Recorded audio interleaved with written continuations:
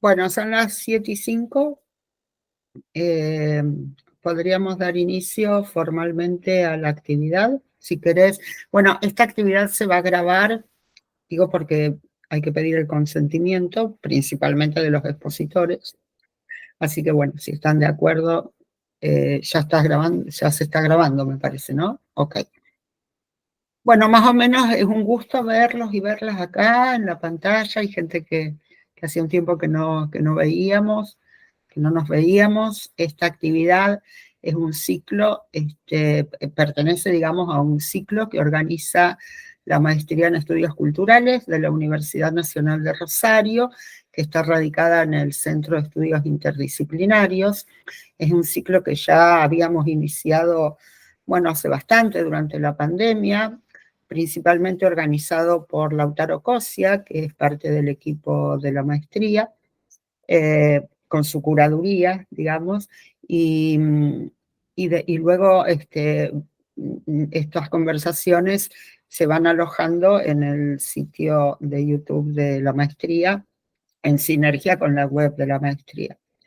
La idea de este ciclo que se llama Continuando la conversación es justamente eso: someter a debate crítico algunos fenómenos contemporáneos, ver de qué modo desde lo académico podemos intervenir en la polis, digamos. Estábamos hablando un poco recién con Daniel y con Federico y Lautaro esta cuestión.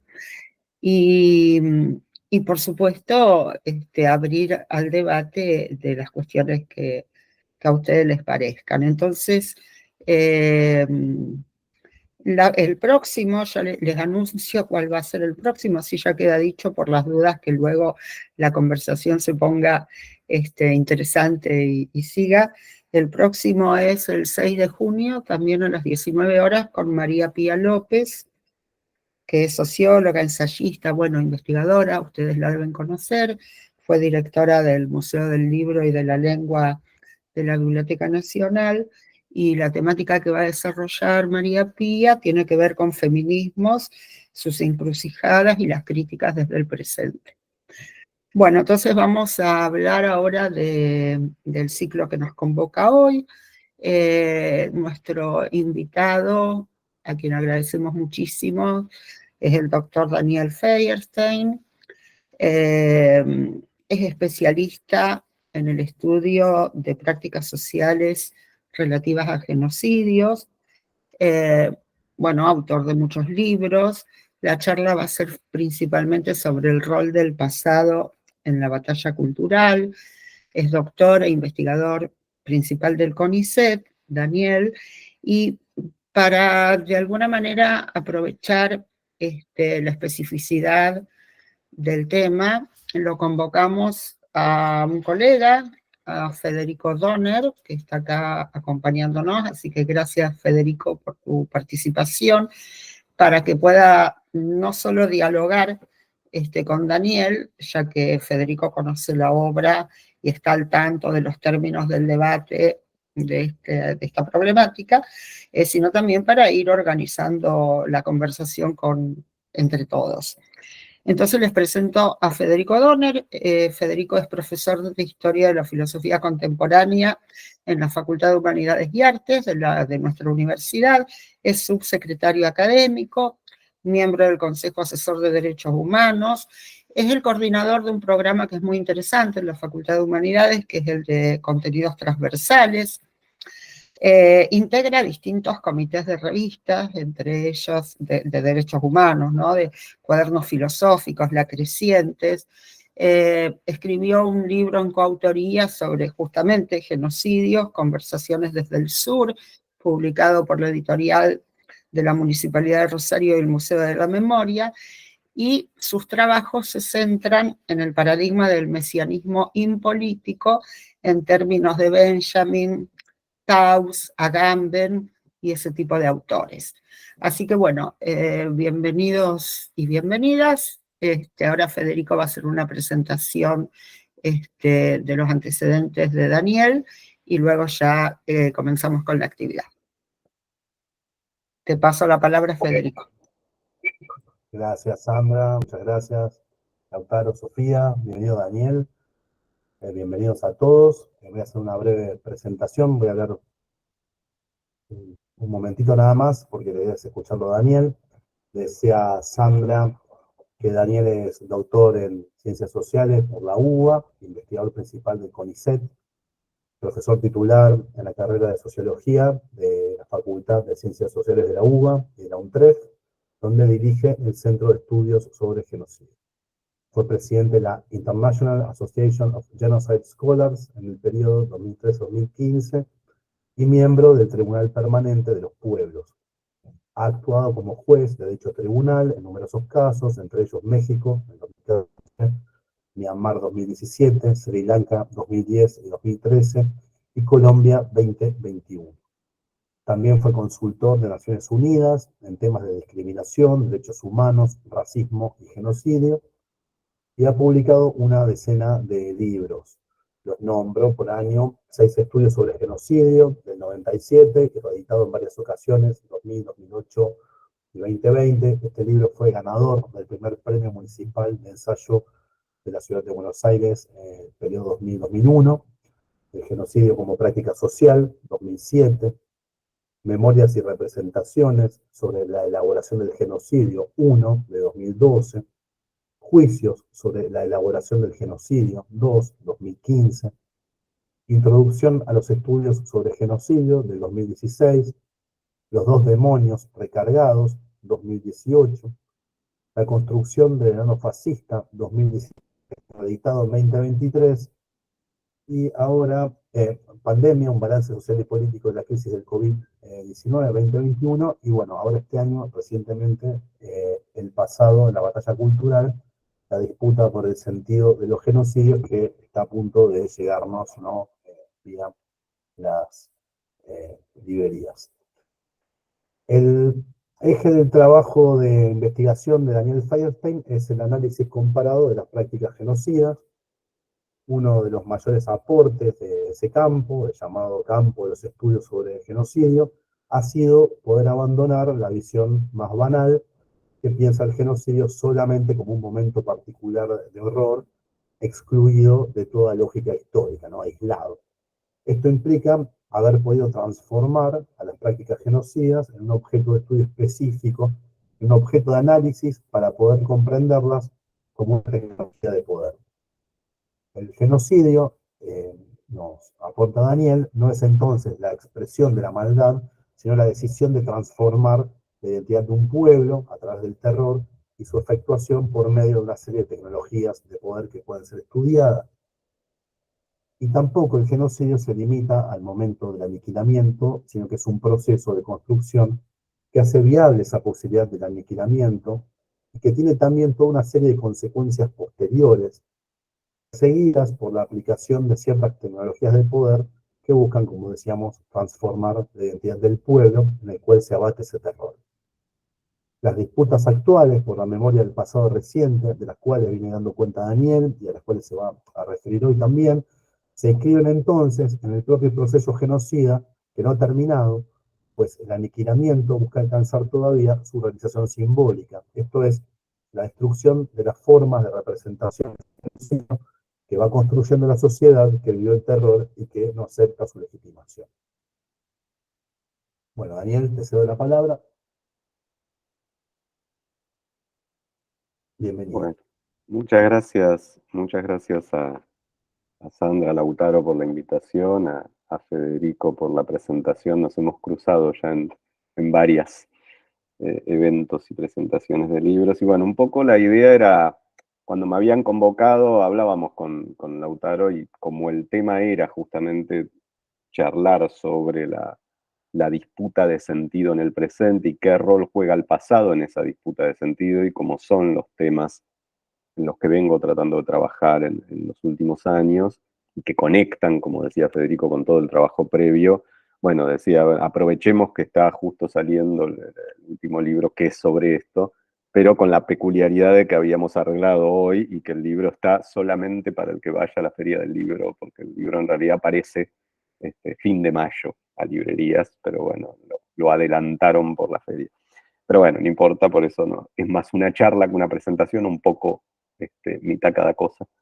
Pero la idea era que podamos charlar sobre el tema, ¿no? Más allá del libro. Un poco el eje que yo trabajé en este libro que quería abrir hoy a debate es justamente esto que está en su título, que es tomar este concepto que ha instalado la nueva derecha de batalla cultural, ¿sí?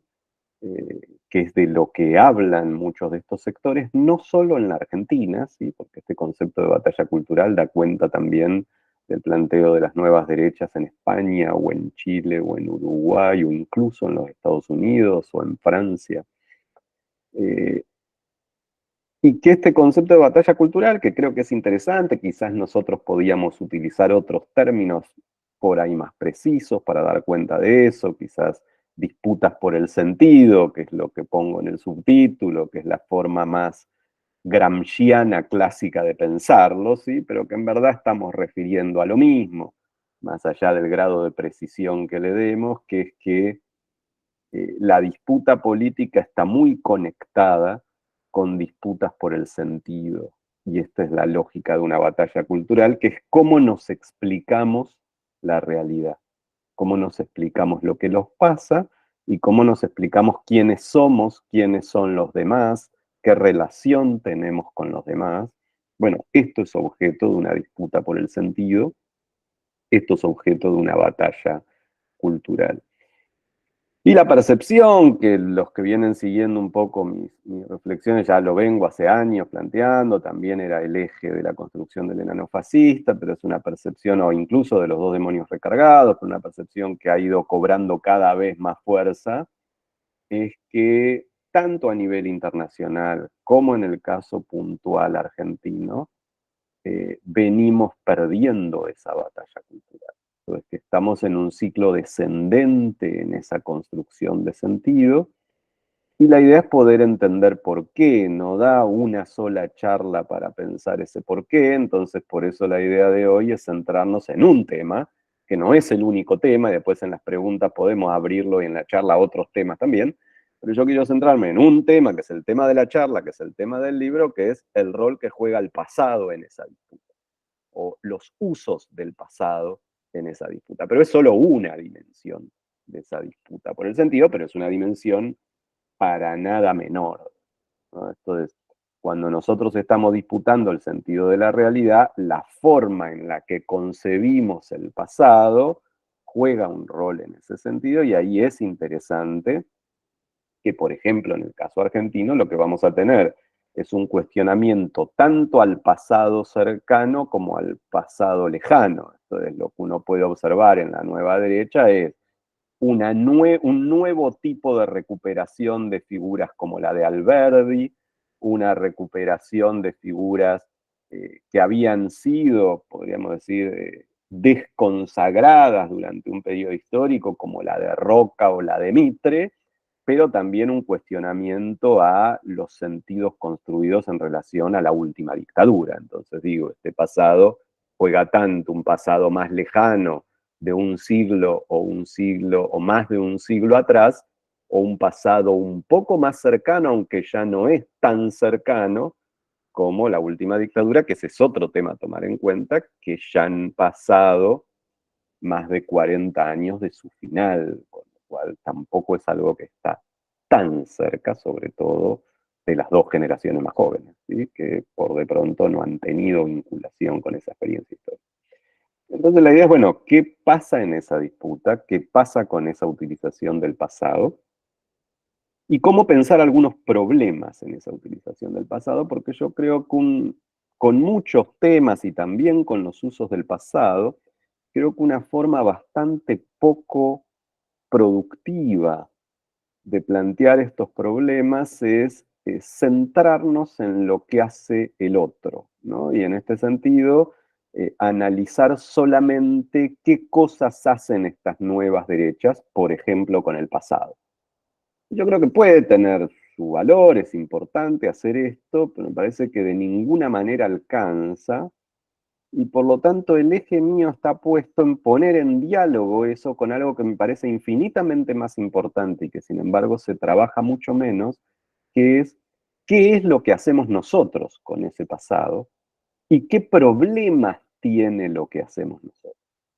Porque si nosotros estamos en una situación descendente en la disputa por el sentido, o si hemos vivido una serie de derrotas en esa batalla cultural, no se puede explicar solamente porque el otro hace las cosas bien, sino también debe haber algo que estamos haciendo mal.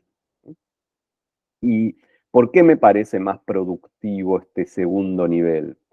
Porque uno no tiene mucha capacidad de transformar lo que hace el otro. ¿Sí? Es importante conocerlo, pero nosotros no vamos a incidir en lo que hace el otro. Pero sí podemos transformar lo que hacemos nosotros. Entonces yo siempre utilizo, bueno, yo soy muy futbolero, Fede lo sabe porque varias veces lo he planteado en distintas instancias que estuvimos. A mí me parece que sirve la metáfora futbolera, en términos de decir, es como si vamos a un entretiempo que vamos perdiendo 4-1, y bueno, si toda nuestra charla va a ser qué bien juegan los otros, va a ser un análisis válido, pero nos va a servir bastante poco para el segundo tiempo, digamos. Mientras que si el eje es tratar de entender qué hicimos mal, bueno, por ahí podemos tratar de intentar darlo vuelta, ¿no? Entonces, bien, la idea es poder pensar y pensar en esta doble dimensión, ¿no? Porque me parece que lo que fui identificando, y que esto es más propio de este libro, es que si bien hay diferencias, hay una serie de problemas que son comunes. Esto es, que no somos tan únicos en Argentina, y que hay una serie de problemáticas que con todas sus especificidades, sin embargo, las está viviendo el progresismo y los campos populares en todo el mundo, y que hay un conjunto de problemas que son comunes. Entonces, el libro trata de poner en diálogo estas dos cuestiones, ¿no? Tiene, sobre todo el primer capítulo y en gran parte el segundo, piensa los problemas que están ocurriendo a nivel internacional en la disputa por el uso del pasado, y después los últimos, sobre todo los últimos dos, se centran más en pensar en la especificidad de esos problemas en Argentina. Voy a tratar de ver si me da el tiempo para trabajar esos dos libros. Antes de meterme en el tema internacional, quiero plantear un elemento que es común a lo internacional y a lo nacional, que es lo que yo llamo dos formas complementarias de alienación en la relación entre el saber y la práctica política. ¿Sí? Y digo dos formas complementarias de alienación porque una refiere más al campo académico, la otra refiere más al campo de los movimientos sociales y la intervención política, pero son complementarios porque en realidad esas dos formas de alienación que no son iguales terminan alimentándose mutuamente, ¿no? Y voy a tratar de dar un ejemplo de esto, de por qué entiendo esto como formas de alienación, ¿no? Cuando uno pensaba esta vinculación, cuando uno lo piensa tanto a nivel internacional como en el caso argentino, por ahí a nivel internacional pensando en las formas de representarse, explicar, discutir la experiencia del nazismo, y uno observa los años 50, 60, 70, 80, lo que uno ve es que los principales autores, los intelectuales que buscan pensar la experiencia del nazismo, eran personas, por un lado, que habían vivido la experiencia del nazismo, pero además que buscaban incidir políticamente con sus reflexiones en el post-nazismo. ¿Sí? Y entonces podemos pensar tanto en el creador del concepto de genocidio, que es Raphael Lemkin, como en Primo Levi, o en Bruno Bettelheim, o en Hannah Arendt, o incluso un poco más tarde en Zygmunt Bauman o en Raúl Hilbert, ¿sí?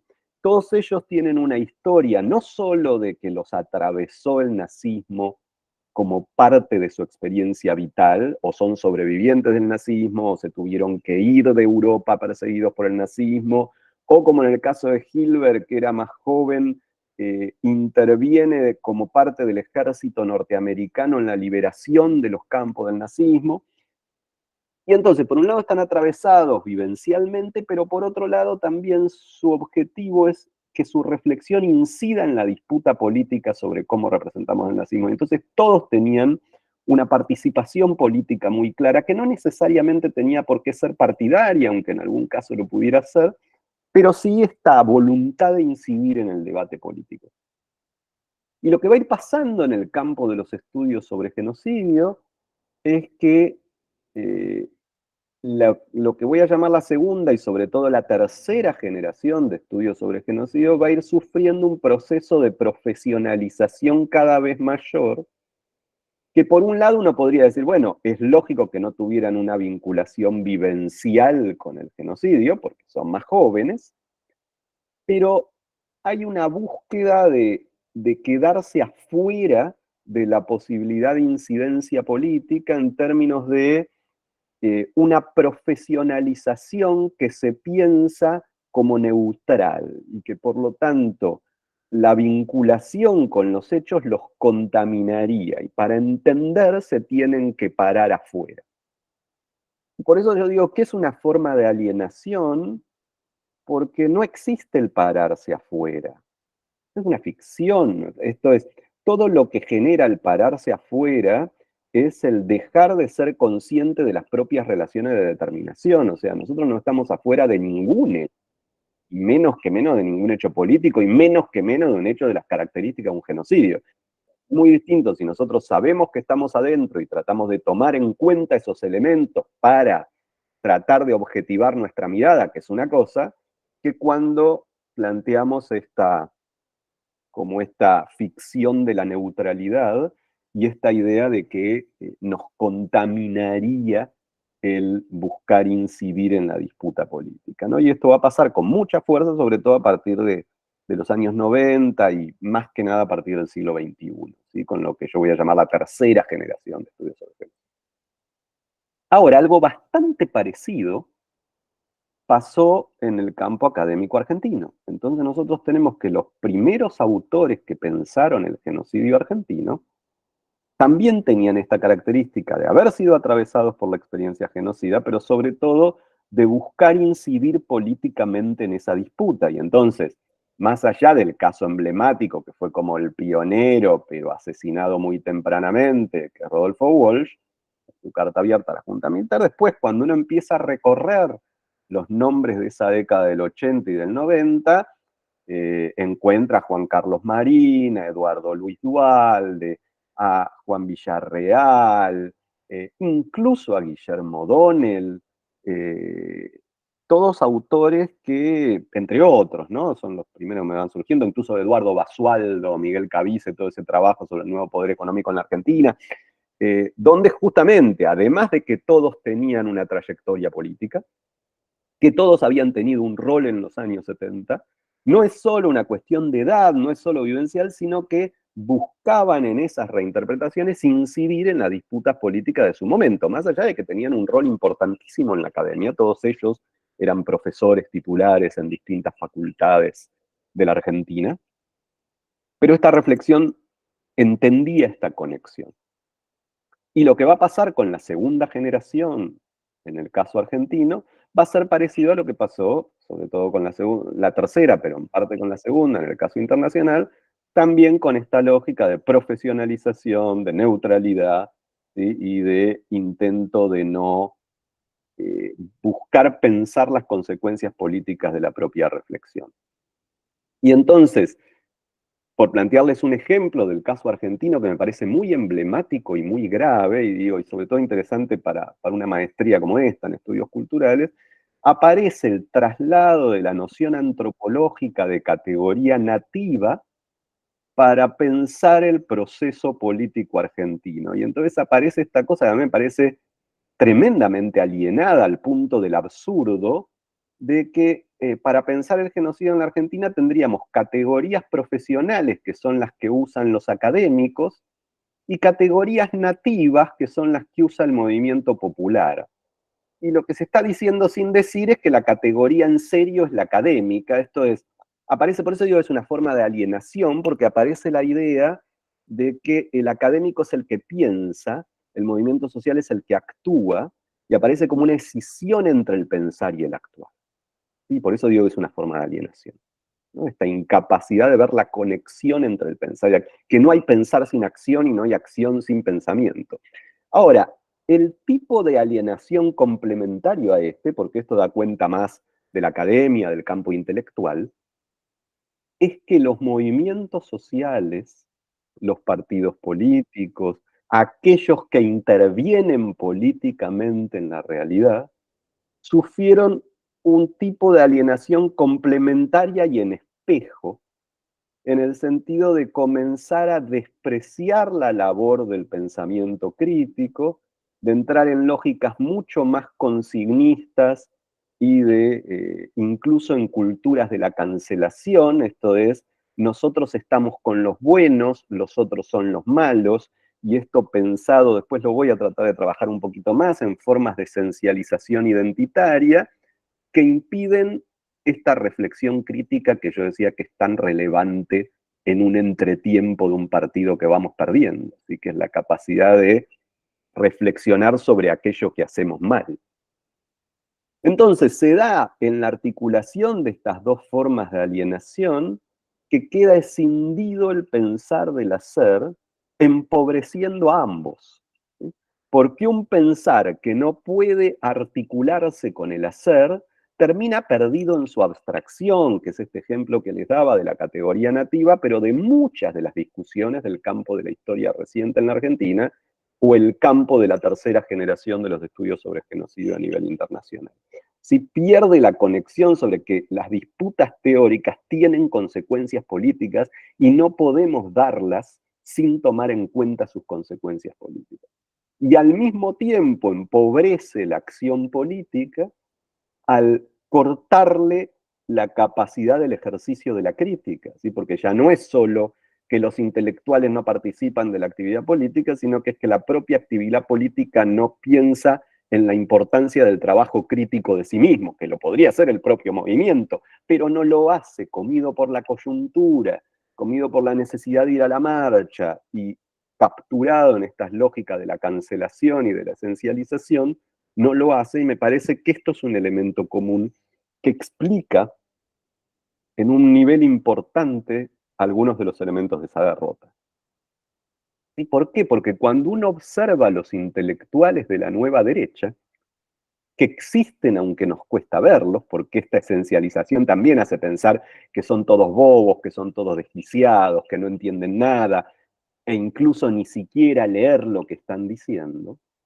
Cuando uno observa los trabajos de estas figuras, tanto en Argentina como en otros lugares del mundo, algo que aparece muy claro y que se parece a los trabajos sobre el nazismo de los 50, 60, 70, 80, o a los trabajos sobre la dictadura argentina de los 70, 80, incluso los 90, es que hay una profunda convicción de la importancia del trabajo crítico para actuar políticamente, y una explicitación de esto. Por tirarles un nombre, pero podríamos plantear varios, uno de los que me parece que más ha incidido en la Argentina en la formación de esta nueva juventud de derecha, Agustín Laje, en sus libros que les recomiendo leer, ¿sí? Porque son libros que tienen sustancia, que tienen una cantidad de cuestiones realmente atendibles.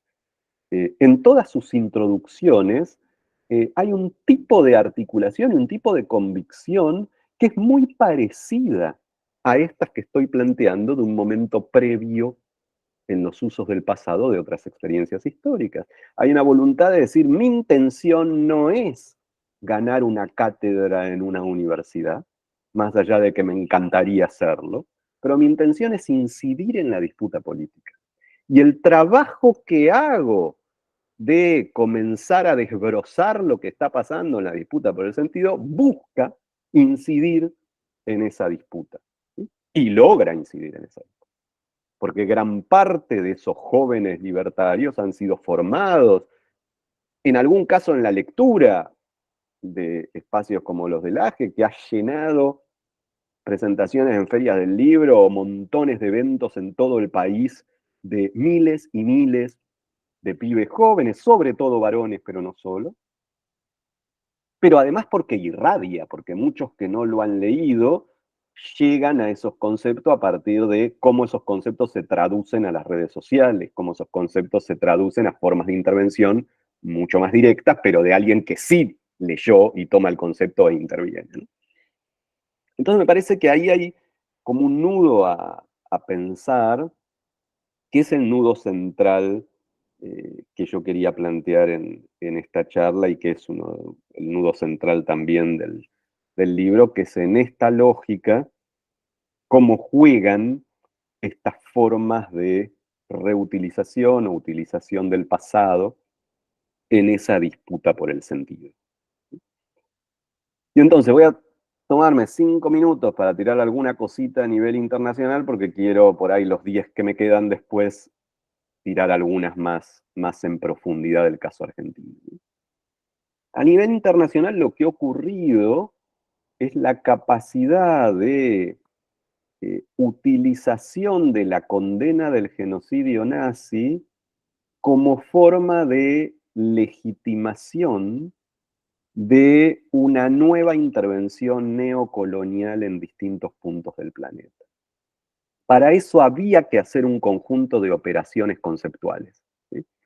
Porque justamente la forma de concebir la experiencia nazi, sobre todo a partir del concepto de genocidio creado por Lemkin, era que el nazismo había sido el caso más extremo, el caso paradigmático del intento de transformar la identidad de los oprimidos para imponerles la identidad del opresor. Esta es la definición de Lemkin, que es brillante para entender que el terror no opera porque sí, y que el objetivo del terror no es la mera muerte, sino que la muerte es herramienta para otra cosa, ¿sí? Que es la transformación de las identidades de aquella población que queda viva, ¿sí? Y la transformación de las identidades de los oprimidos, no de cualquiera. Entonces, lo que comenzó a lograr esta tercera generación profesionalizada es poner en cuestión toda esa mirada y poder terminar construyendo conceptos como crímenes de lesa humanidad que homologan las formas de la violencia, que hacen desaparecer el elemento identitario, que hacen desaparecer el elemento de opresión, y que en esa banalización e igualación terminan planteando este discurso de los derechos humanos que implica la necesidad de intervenir en cualquier lugar donde se estén violando los derechos humanos, donde da lo mismo un aniquilamiento sistemático que una violación puntual de un acto de tortura en una comisaría, y en esta igualación justificar en aquellos lugares que tienen recursos que le interesa al poder hegemónico conquistar, justificar una intervención militar en clave de proteger los derechos humanos. Toda esta transformación que ocurre a lo largo de 20 años, cuyo ejemplo más claro es el concepto de la responsabilidad de proteger, ¿sí? Un concepto que se pone de moda en Naciones Unidas a partir de estos trabajos académicos de fines de los 90, comienzos de los 2000, van a implicar una legitimación mucho más efectiva, mucho más potente de la intervención neocolonial, que ya no es para combatir al comunismo, que ya no es para combatir ni siquiera al terrorismo, sino que es para salvar a la población civil, ¿sí? Aun cuando no puedan haber demostrado salvar a nadie, pero digo, por plantear el caso más emblemático, Libia, en 2011, que es donde se usa todo ese discurso, pero uno podría tomar distintos lugares del planeta en donde el objetivo de la intervención era la apropiación de petróleo, de litio, de gas, pero donde la legitimación de la intervención es la violación de los derechos humanos, que se interviene ahí y no en otro lugar donde se está violando 10 veces más, pero donde de pronto, como no hay ni petróleo, ni litio, ni gas, no hay demasiado interés en intervenir. Pero además, sin demostrar que esa intervención ha implicado disminuir las muertes civiles, porque en Libia las muertes civiles se multiplican por 20 desde la intervención en relación a la situación previa a la intervención de 2011. Ahora digo, bueno, acá tenemos entonces cómo esta disputa por el sentido del pasado claramente produce efectos en las prácticas políticas del presente. Ahora, muchos de los académicos que desarrollan estas herramientas, algunos sí son, podríamos decir, parte de los cuadros orgánicos del capital, pero muchos otros no. Simplemente en esta profesionalización y neutralización no hay ninguna capacidad de percibir que el desarrollo de ese concepto de responsabilidad de proteger conlleva unas consecuencias políticas desastrosas, y hay un lavarse las manos de la intelectualidad, decir, bueno, pero yo no tengo la culpa, yo no estuve en esa intervención, no tengo nada que ver con esa intervención, yo soy un académico que lo único que hace es decir, mirá qué problemas tiene la definición de Lemkin, y a mí me gusta mucho más la de crimen de lesa humanidad, y en un debate que podría darse en un espacio de absoluta abstracción, y donde las consecuencias de ese debate pareciera que no tienen nada que ver con nosotros, y de las cuales me puedo desresponsabilizar.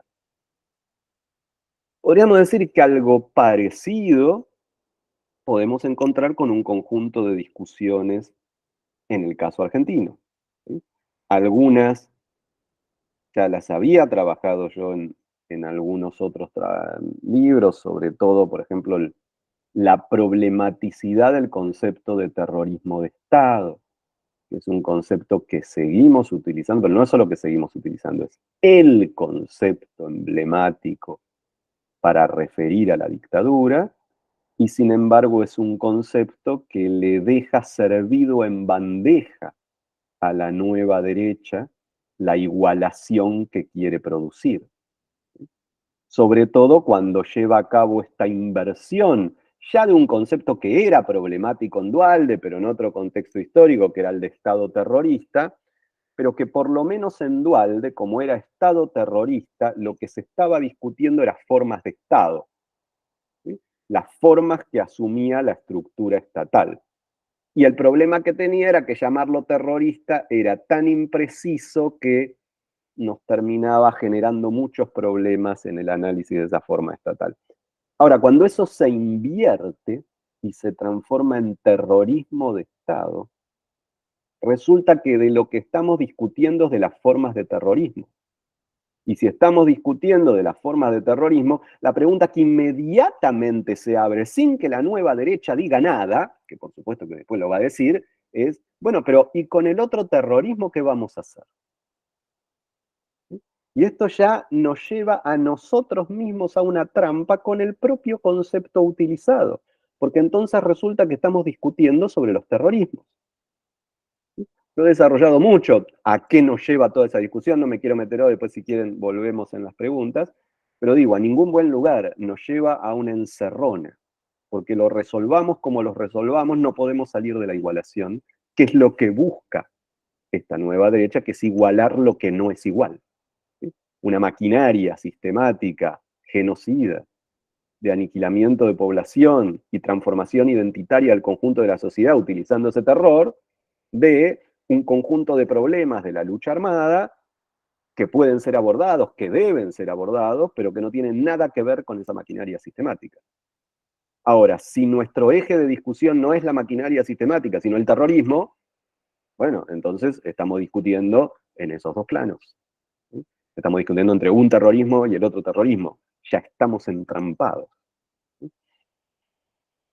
Voy a plantear otro tema, dos o tres, ¿sí? para pensar en Argentina. Hay un problema que me detengo muchísimo en el libro, que es el caballito de batalla de la nueva derecha en este uso del pasado en la batalla cultural, o uno de los caballitos centrales de batalla, terrorismo de Estado es otro, que es la cuestión de los 30.000.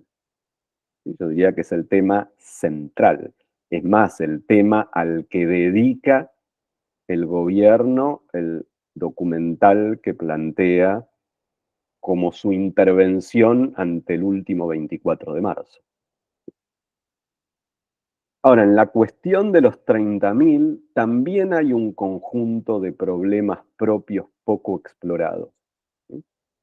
Que es que no hemos hecho un trabajo en profundidad, yo lo trato de hacer en el libro, lo vengo haciendo hace varios años, de qué significan esos 30.000, cómo se construyó la cifra de los 30.000. Y entonces, claro, como no hicimos ese trabajo, aparece un fabulador como Luis Labraña, que viene y empieza a decir, ya hace como 10 o 15 años, pero ahora en un documental avalado por la Presidencia de la Nación, dice, yo soy el que inventó la cifra de los 30.000. Y la inventé para que podamos cobrar más guita con las madres. Ahora, por un lado está lo que decía, la gravedad de lo que hace el otro, ¿no? En términos de decir, cómo un documental realizado por la Presidencia de la Nación pone la voz de un supuesto actor de la década del 70 sin contrastarla con ningún otro dato, ¿sí? Entonces ahí podríamos decir es la gravedad de lo que hace el otro. Viene alguien y dice, yo inventé los 30.000, y uno lo primero que le preguntaría es, bueno, ¿dónde está el documento? ¿Quién más estuvo en esa reunión? ¿Cómo fue? Cosas que la Brania no puede responder nunca, ¿sí? Porque aparece algo parecido. Digo, ahí yo planteo por ahí para pensarlo en un ejemplo más absurdo, pero del mismo nivel del mismo tono, del mismo nivel de gravedad, yo les puedo decir a todos ustedes que estuve en Saturno, que soy el primer hombre que llegó a Saturno, les puedo contar cosas de lo que vi en los anillos de Saturno, lo que intercambié con la población de Saturno. Está todo muy lindo, pero el problema es que ninguno de ustedes va a tomar eso como verdad si yo no puedo lo que llamamos en las ciencias sociales triangular las fuentes de información. Esto de quién más da cuenta de eso, dónde están los documentos, qué es lo que puedo aportar, dónde está lo que traje de Saturno, quién lo puede analizar para ver que efectivamente es así. Ahora, eso es lo que hace el otro. El problema es que la dificultad para salir a responder a la Brania es que el movimiento popular no tiene muy claro cómo se construyó la cifra de los 30.000 y de qué daba cuenta. Entonces se asume la necesidad de decir, esto es una consigna, no se puede abandonar, pero hay mucha debilidad en no entender de qué está hecha. Porque más allá de que los 30.000 es una estimación que se fue construyendo con el tiempo. El primer elemento, siempre nos aparece el mismo nombre, ¿no? Pero es justamente el primero que tira cifras es Walsh en la carta abierta. Sin embargo, no tenemos los elementos que utilizó Walsh, pero es muy interesante porque con los elementos que van a aparecer después vamos a poder ver que era una estimación interesante. Todavía no era la de 30.000, pero era marzo del 77. Después, quien más trabajó en eso fue la CADU, que dirigía Duhalde, de la Comisión Argentina de Derechos Humanos, en el exilio, sobre todo en su sede en París. Y hay todo un trabajo, por un lado de análisis de testimonios, por un lado de confrontación con los datos que se tenían de quiénes pasaron por cada campo de concentración, y por otro lado de estimación de cuál sería el ratio de denuncias recibidas sobre el número global, un trabajo de enorme seriedad, que llevó a una estimación que los datos actuales nos demuestran que era muy buena, que era la estimación de los 30.000. Y que luego se va a ir haciendo bastante generalizada, ¿sí? Va a ir irradiando desde la CADU a otros organismos y va a ir siendo asumida hacia el año 81 recién como la estimación general. Ahora, el dato que es importante en estas discusiones que tenemos del uso del pasado en el presente es que esa cifra de 30.000 era 30.000 personas que pasaron por el aparato concentracionario. Esta era la estimación. Pero luego el propio movimiento de derechos humanos entró en una confusión que tuvo que ver con las características de los primeros testimonios y sobre todo el altísimo nivel de vergüenza y de imposibilidad de asunción de la sobrevivencia. Esto llevó a una confusión que implicó que 30.000 eran 30.000 asesinados. Y acá hay una llave fundamental en ese debate político, en esta confusión, ¿sí? Que es 30.000 personas que pasaron por los campos de concentración y 30.000 asesinados no significa lo mismo. La estimación eran 30.000 personas que pasaron por los campos de concentración. No había ninguna forma de saber en esos años en que se hizo la estimación cuántos iban a ser asesinados y cuántos no, porque todavía muchos de ellos estaban en los campos de concentración. Ahora, en esa confusión de casi todos fueron asesinados, aparecen un montón de problemas, no solo el debate con la derecha, sino un montón de problemas en la disputa por el sentido para el campo popular, que es la invisibilización de los sobrevivientes.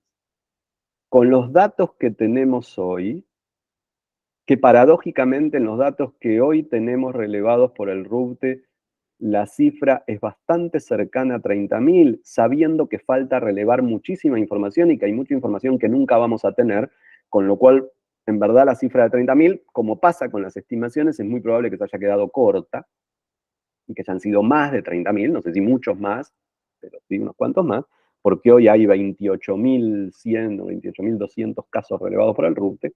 Pero claro, de esos 28.200 casos, los sobrevivientes en relación a los asesinados están en una relación de 2-1. ¿Sí? Esto es, son muchos más los sobrevivientes que los asesinados, porque esa es la forma en la que opera un genocidio. Porque para irradiar el terror necesito mucha gente aterrorizada que lo distribuya en toda la sociedad. Ahora, el problema no es solo la discusión con la nueva derecha, si son o no son 30.000, sino la dificultad para entender el rol de los sobrevivientes, la dificultad para darle un lugar a los sobrevivientes. A mí me llama mucho la atención que cuando hacemos esta comparación con el nazismo, también durante el nazismo hubo 20 años de silencio sobre la figura del sobreviviente. Pero después de 20 o 25 años, esa figura comenzó a emerger. En la Argentina, a 40 años del fin de la dictadura, la figura de los sobrevivientes sigue siendo invisibilizada, sigue estando ausente. Cuando pensamos la relación con el genocidio, pensamos en todos los núcleos familiares que rodean al desaparecido, pero en el sobreviviente no. Y entonces están las madres, y algunas de las madres son abuelas, y están los hijos, y luego aparecen los hermanos, y están los familiares. Pero los sobrevivientes, que incluso se nuclearon igual que todos los otros en un organismo de derechos humanos, que la Asociación Ex Detenidos Desaparecidos, pareciera no tener voz, ¿sí? Pareciera no poder ser escuchada por la sociedad argentina. Me parece que es parte de esta misma confusión de los desaparecidos están todos muertos, ¿sí? Por lo tanto, un sobreviviente pone en cuestión este problema, ¿sí? Me parece que acá hay otro nudo para poner sobre la mesa. Y por último, yo diría dos cuestiones por encima para terminar y pasar al debate, que son más generales, que no solo dan cuenta del pasado, pero que inciden mucho en las disputas por el sentido del pasado, que son, por un lado, la esencialización identitaria, que es algo en lo que han caído todas las izquierdas y los progresismos en las últimas 2 o 3 décadas, y que es tremendamente negativa, en términos de que arrasa la complejidad, binariza y le regala poblaciones enteras a la derecha, ¿sí? En esta idea de que el bien y el mal se dividen en categorías esenciales de nuestra identidad que además no podemos modificar, ¿sí? Y por lo tanto, el conjunto de los hombres, que es la mitad de la población, quedan arrojados al campo del mal. Por lo tanto, si uno es hombre, le queda la opción de renegar de su identidad, ¿sí? O de asumirse como el campo del mal y entonces encontrar en esa nueva derecha alguna respuesta a su voluntad de seguir siendo hombre. Lo cual no quita que no exista la opresión de género, pero la opresión de género no implica una lógica de esencialidad, así como no implica que no pueda haber una mujer que actúe como un hombre. Digo, tenemos a Thatcher a nivel internacional para pensarlo, pero podemos tener a nuestra vicepresidenta, si queremos un caso más cercano, ¿sí? De figuras de mujeres que actúan con la misma lógica de la masculinidad. Digo, esto no se juega en características esenciales. Pero lo mismo podemos pensar con el origen geográfico, lo occidental versus lo originario, lo afrodescendiente, o con el color de tez, lo blanco versus lo oscuro. Entonces pareciera que el bien y el mal están distribuidos en estas formas esenciales, que además, como no puedo transformar, ¿sí?, automáticamente le asigno el bien a un conjunto de población, aun cuando tengan prácticas de opresión, aun cuando tengan prácticas de explotación, y automáticamente le asigno el mal a otro conjunto de población, al cual se lo arrojo, se lo entrego regalado a la derecha, digamos, porque ya automáticamente lo excluyo. Digo, el voto del trabajador blanco de la zona del noreste norteamericano a Trump se explica mucho en esta lógica, lo mismo que gran parte del voto de las poblaciones francesas o alemanas, ¿sí?, que son vistas ya desde el principio y en una lógica esencializada como parte del bloque del mal. Y esto viene de la mano, en esta lógica de esencialización, de las culturas de la cancelación, que paradójicamente son más fuertes hoy en el progresismo y las izquierdas que en la derecha, ¿sí? Y entonces cualquiera que ose poner en cuestión algunos de estos paradigmas esencialistas, directamente silenciado, ¿sí? Porque nosotros ya tenemos todas las verdades, ya sabemos cómo se habla, y entonces pensamos que la realidad política se resuelve de esta manera, y entonces queremos hacer leyes contra el negacionismo para que nadie pueda decir que no son 30.000, queremos decirle a la gente cómo tiene que hablar y cómo tiene que conjugar los géneros gramaticales, queremos decirle a la gente que tiene que referirse a estos hechos como terrorismo de Estado. Había una ley un proyecto de ley que planteaba esto, hay que decir que es terrorismo de Estado. Piensen que alguien como yo que dice, pone en cuestión lo de terrorismo de Estado, podría tener una causa penal o legal cuanto menos por no aceptar esa denominación, entonces, con lo cual no implicaría solo a la derecha, sino a cualquiera que se pone a plantear alguna duda sobre verdades supuestamente ya definitivas e instaladas, pero además eso hace que los sectores más lúcidos terminen en el campo contrario. Entonces, cualquier persona lúcida no va a aceptar que le digan cómo tiene que pensar, cómo tiene que hablar, qué tiene que opinar de cualquier cosa, sino que quiere llegar a ese resultado a través de su propia reflexión, que es lo contrario de la cultura de la cancelación. Que tenemos que tener la posibilidad de discutir. ¿Sí? La crítica siempre fue una herramienta fundamental del campo popular, una herramienta fundamental del progresismo que vamos abandonando. ¿Sí? Entonces me parece que bueno, que muchos de estos factores, diré algunos, podría hablar 3 horas, pero ya se agotó el tiempo que habíamos consensuado, pero ya, me parece que algunas de estas cuestiones, o varias de estas cuestiones, son elementos para entender en esto de analizarnos a nosotros más que analizar lo que hace el otro, para entender por qué estamos en un ciclo descendente, por qué se han producido un conjunto de derrotas, y para pensar conjuntamente cómo revertir esta situación. Y bueno, la idea era abrir algunos de estos temas al debate, tanto en la charla de hoy como en el libro. Así que bueno, yo pararía acá y vamos con Federico y a pensar un poco en lo que tengan ganas a partir de esto. Bueno, muchas gracias, Daniel. Yo les propondría, si quieren intervenir, hacer alguna pregunta, que levanten la mano digital que tienen ahí abajo en el panel. También pueden escribirla por el chat. Bueno, anímense porque Daniel siempre, en sus intervenciones es bastante provocador, me parece que dijo eh, varias cosas que nos interpelan, así que bueno, esperamos las intervenciones, si no yo tengo mis preguntas.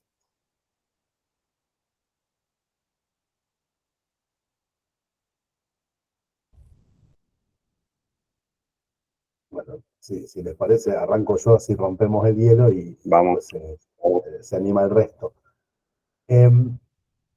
Bueno, dijiste muchas cosas interesantes.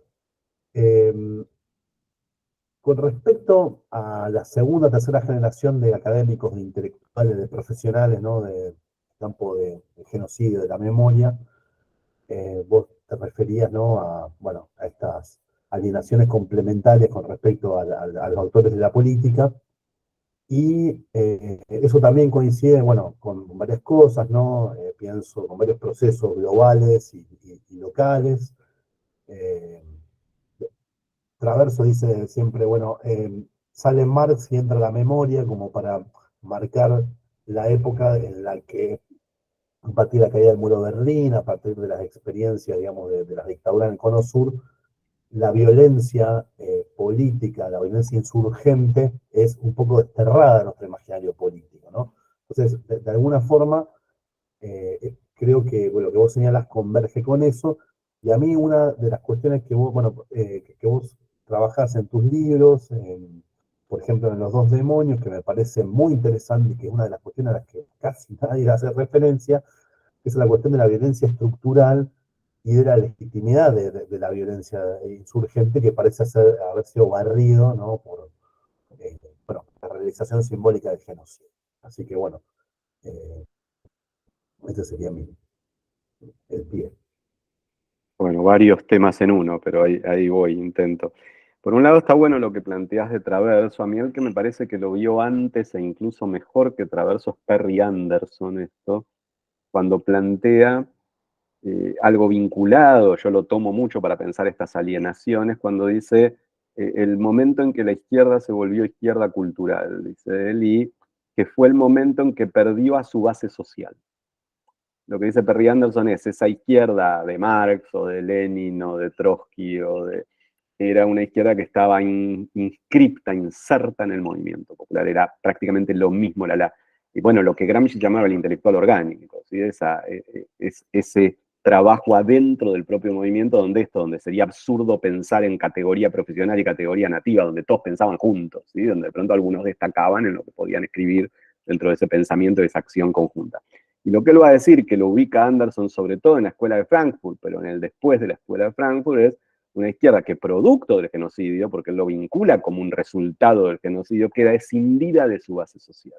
Y se transforma en izquierda cultural, se transforma en una izquierda de minorías, ya no de mayorías. Me parece que ahí es interesante con esto que vos tomabas de Traverso y que recato de Sale Marx entra a la memoria, digamos, ¿no? Me parece que pasa un poco por ahí, aunque por eso no me parece la mejor expresión, porque creo que la memoria estaba también antes, o sea, no es que, pero sí esta forma de la memoria, ¿no? Profesionalizada en este sentido y escindida de lo político. Y entonces, claro, lleva a esta otra cuestión que planteás, que es en esta incapacidad de ver las consecuencias de los planteos teóricos, es donde de pronto se pierde esto de la posibilidad de observar en su contexto las lógicas insurgentes como formas de responder a una violencia estructural que queda invisibilizada, porque claro, cuando mi lógica de trabajo es la lógica del estudio de caso, donde lo único que quiero es encontrar el lugar del vacío que nadie estudió para hacer mi beca sobre esa especificidad, bueno, el sentido de fondo de el proceso queda perdido, pero además queda hasta castigado académicamente. Yo he visto muchas evaluaciones de tesis o de trabajos o de artículos que la acusación es que el trabajo es demasiado general, digamos, ¿no? O sea, esto de que la forma de trabajo académico debiera ser concentrarse en el ínfimo detalle, esta microhistoria, esta micropolítica de ir al detalle, además tratando de mirar ese detalle que ningún otro miró para decir, miren qué original soy yo individuo, viendo ese detalle, más allá de no preguntarme por las consecuencias de eso que desarrollo, ¿no? Entonces pensaba que esto es como que uno es consecuencia del otro. Ahora, un tema que me hiciste recordar, Fede, y que no lo planteé en la charla, que sí está en el libro, es que además una característica común, tanto a nivel de los estudios sobre genocidio a nivel internacional, como en el caso de las reflexiones sobre la dictadura en Argentina, es que estas segundas o terceras generaciones, además de este pasaje a la profesionalización y este despegue de lo político, algo que hacen es negar la herencia previa. Y esto hay un nivel de intencionalidad y de gravedad. Esto es, para el caso de los estudios sobre genocidio, eh, Bettelheim, Levy, un poquito menos Arendt y Hilbert, Bauman seguro, no existen, están ausentes. Y como no pueden hacer que Lemkin no exista, Lemkin es un tarado, digamos. Entonces existe todo lo de, pero es un tipo que nunca entendió nada. Esto está muy fuerte en Dirk Moses, por ejemplo, ¿no? Un autor muy de moda hoy, cuyo gran trabajo es plantear por qué Lemkin no entendía nada, pero en ese no entendía nada está justamente, bueno, porque estaba más preocupado por esas pavadas como hacer una convención sobre genocidio que por la tarea académica que es la que hacemos los profesionales en serio. Y en el caso argentino tiene todavía más gravedad, porque en todo el campo de la historia reciente, o el autodenominado campo de la historia reciente, como que nace en el 2003, 4, 5, es la idea de que somos los fundadores, y es increíble que estos autores que les mencionaba, Marín, Duhalde, Rosichner, Villarreal, Basualdo Cabice Aspiazu, O'Donnell, no existieron. Esto es, la historia reciente, somos los primeros que nos propusimos analizar esto, y entonces las citas son a sí mismos hasta el 2003, 2004. Nadie va para atrás, y atrás no hubo nada, digamos, ¿no? Tal como a nivel internacional. No existió, esa reflexión no estuvo nunca, ¿no? Pese a que muy probablemente hayan sido estudiantes de ellos, ¿no? Porque todos estos estaban en la universidad y eran los profesores titulares, con lo cual es muy probable que muchos de los autores de la historia reciente hayan sido alumnos de estos autores que estoy mencionando. Pero sin embargo, no, nunca existieron, ¿no? Y después el campo de estudio sobre la memoria es todavía más emblemático porque aparece una persona que sí es parte de la generación de los 70, sí es parte de la generación previa, que es Elizabeth Jelin, como la fundadora del campo de estudio sobre la memoria, pero que es muy sorprendente también que no aparece ninguna vinculación a su historia en ese periodo, nunca, que en realidad ella no escribió nunca nada sobre el tema hasta fin de los 90, y que nuevamente tampoco hay ninguna mención a ninguno de los contemporáneos, y entonces el campo de estudio sobre la memoria en Argentina es fundado por Jelin y luego todos los que vinieron después de Jelin, y es esto, tampoco hay nadie de todos los otros nombres contemporáneos, ¿no? Que son estos que mencionaba. Entonces digo, parece que hay una cantidad de operaciones interesantes a mirar, sobre todo porque yo no quiero que lo entiendan mal, no lo planteo en un sentido conspirativo. Y no creo que todos se ponen de acuerdo para decir no vamos a mencionar y esto es una gran conspiración que ahora, sino que me parece que hay una cuestión más inconsciente, una cuestión más vinculada a un obstáculo epistemológico, ¿no? Vinculado, que es lo que produce la alienación, ¿no? Esto es, que como vos realmente estás convencido de que la acción política contamina, y que el trabajo académico no puede verse contaminado de esa manera, entonces no los podés ni ver, digamos, ¿no? Porque como para vos no son parte de ese trabajo profesional, entonces están como ausentes de tu horizonte, ¿no?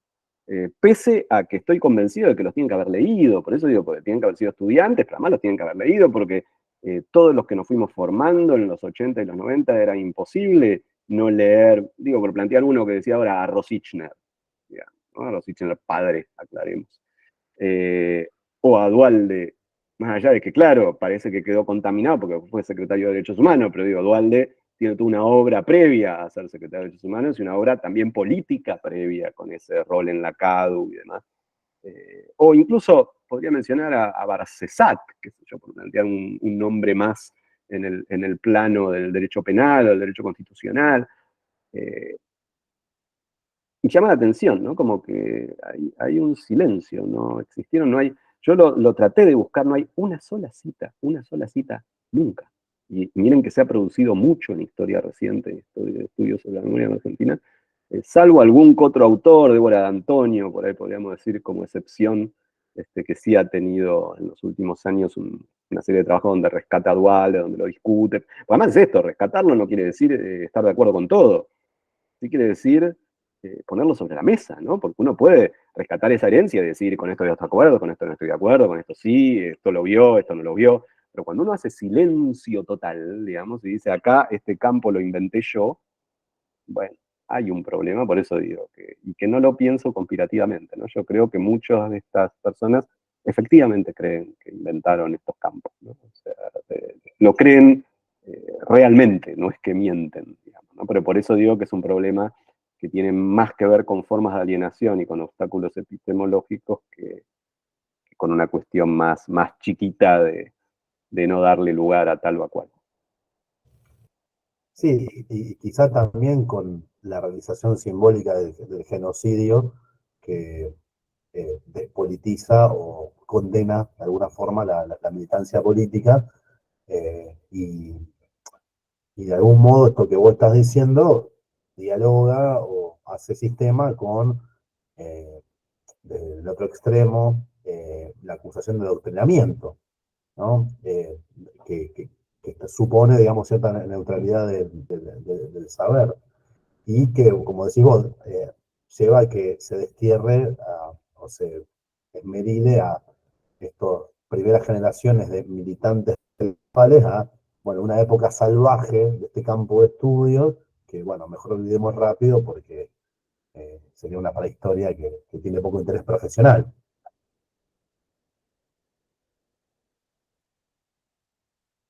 Sí, veo, ahí te recuerdo, pero veo que hay una mano, ¿no? Hermano, y ahí en el chat previamente Marta hace una intervención, yo la puedo leer si quieren. Dice Marta, después vamos primero con Marta y después con la mano de Beatriz. Marta en el chat escribe: a menos de un siglo del desarrollo del nazismo, ¿qué opina de lo ocurrido en la Universidad de Columbia, donde una profesora judía no pudo ingresar a la misma para dar clase por el impedimento de los alumnos? A ver, yo diría, tengo lo tuyo, tengo lo de Marta, démosle la palabra a Beatriz y respondo a las tres. ¿Ok? Beatriz. ¿Qué tal? Buenas noches a todos. Quería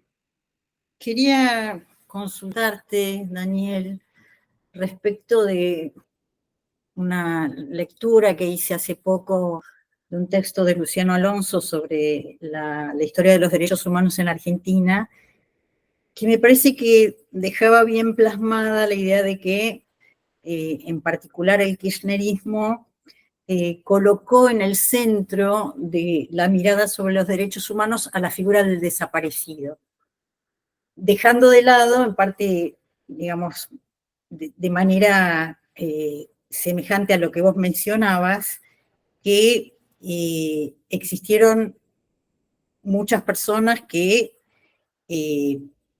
no fueron asesinadas, que pudieron salir de los campos de concentración, pero que además el eje de la dictadura, si bien tuvo su emergente más dramático, obviamente en los desaparecidos, en los nietos apropiados, implicó, digamos, un plan político mucho más abarcativo, ¿no? De destrucción de un modelo de Estado, de un tipo de sociedad, etc. Con, digamos, la economía, entre comillas, que tiene esta cosa de romantizar también la figura del desaparecido, en términos de no preguntarnos acerca de la politicidad, digamos, de su lucha.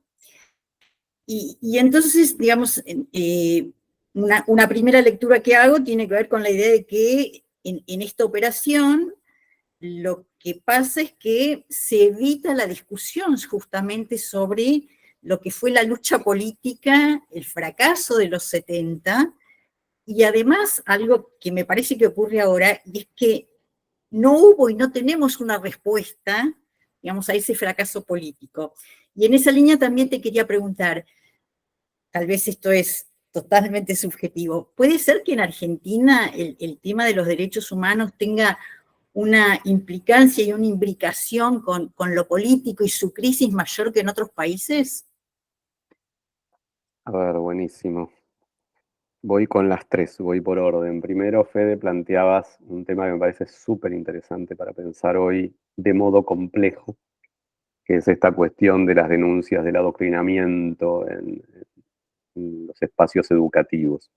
Y de un modo complejo, ¿por qué? Porque, otra vez, podemos ver por un lado lo que trata de hacer la derecha, podemos ver cómo llegamos ahí desde nosotros, ¿no? Uno diría, bueno, lo que trata de hacer la derecha es muy claro y es terrible, porque es un tipo de metodología utilizada por los procesos genocidas, que es quebrar las relaciones de confianza en los ámbitos de mayor potencia que puede tener una sociedad, ¿no? Cuando aparece esta lógica de un número para denunciar a tu docente, un número para denunciar a un estudiante, aparece la desconfianza, digamos, ¿no? Aparece esto de somos enemigos que nos denunciamos, ¿no?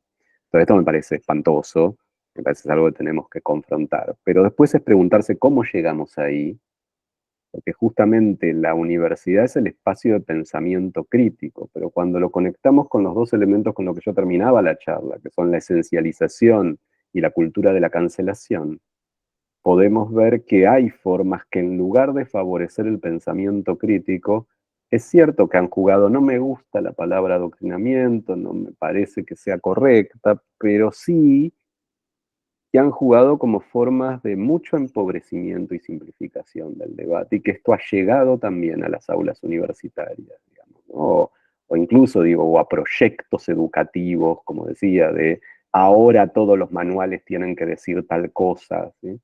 Entonces, esto de plantearlo de esa manera, bueno, es lo que le ha dado apoyo a esta iniciativa de enfrentar el adoctrinamiento, porque muchos pibes que se suman a esta iniciativa espantosa de la nueva derecha están pidiendo algo que es legítimo, que es, si yo estoy de acuerdo con los planteos libertarios, o si yo pongo en cuestión la estimación de los 30.000, tengo derecho a hacerlo en aula, tengo el derecho a ser escuchado, tengo el derecho a que un docente me responda con argumentos mis planteos. No es correcto que yo me tenga que callar, que alguien me diga yo no puedo decir esto, ¿no? Entonces me parece que ahí hay un elemento a escuchar, ¿no? Es decir, bueno, no es adoctrinamiento el término correcto, están buscando otra cosa con eso, están buscando destruir los lazos sociales entre nosotros, tenemos que enfrentarnos a esa modalidad, pero también tenemos que entender que el aula es el espacio de debate crítico y que en ese espacio de debate crítico justamente todas las voces deben tener lugar. Y si hay un momento donde ha logrado cierta hegemonía un pensamiento de nueva derecha o incluso formas neofascistas, bueno, hay que poder ponerlas sobre la mesa y poder desarmarlas argumentalmente, pero eso tiene que emerger, eso que está pensando algún estudiante o algún docente. Me parece que eso es un elemento a tomar en cuenta. Y esto se vincula totalmente con la pregunta de Marta y la tristeza que produce no solo, digo, el efecto en el ámbito universitario de lo que es el conflicto en Medio Oriente, y que creo que tiene que ver mucho con estas formas esencializadas, digamos, ¿no?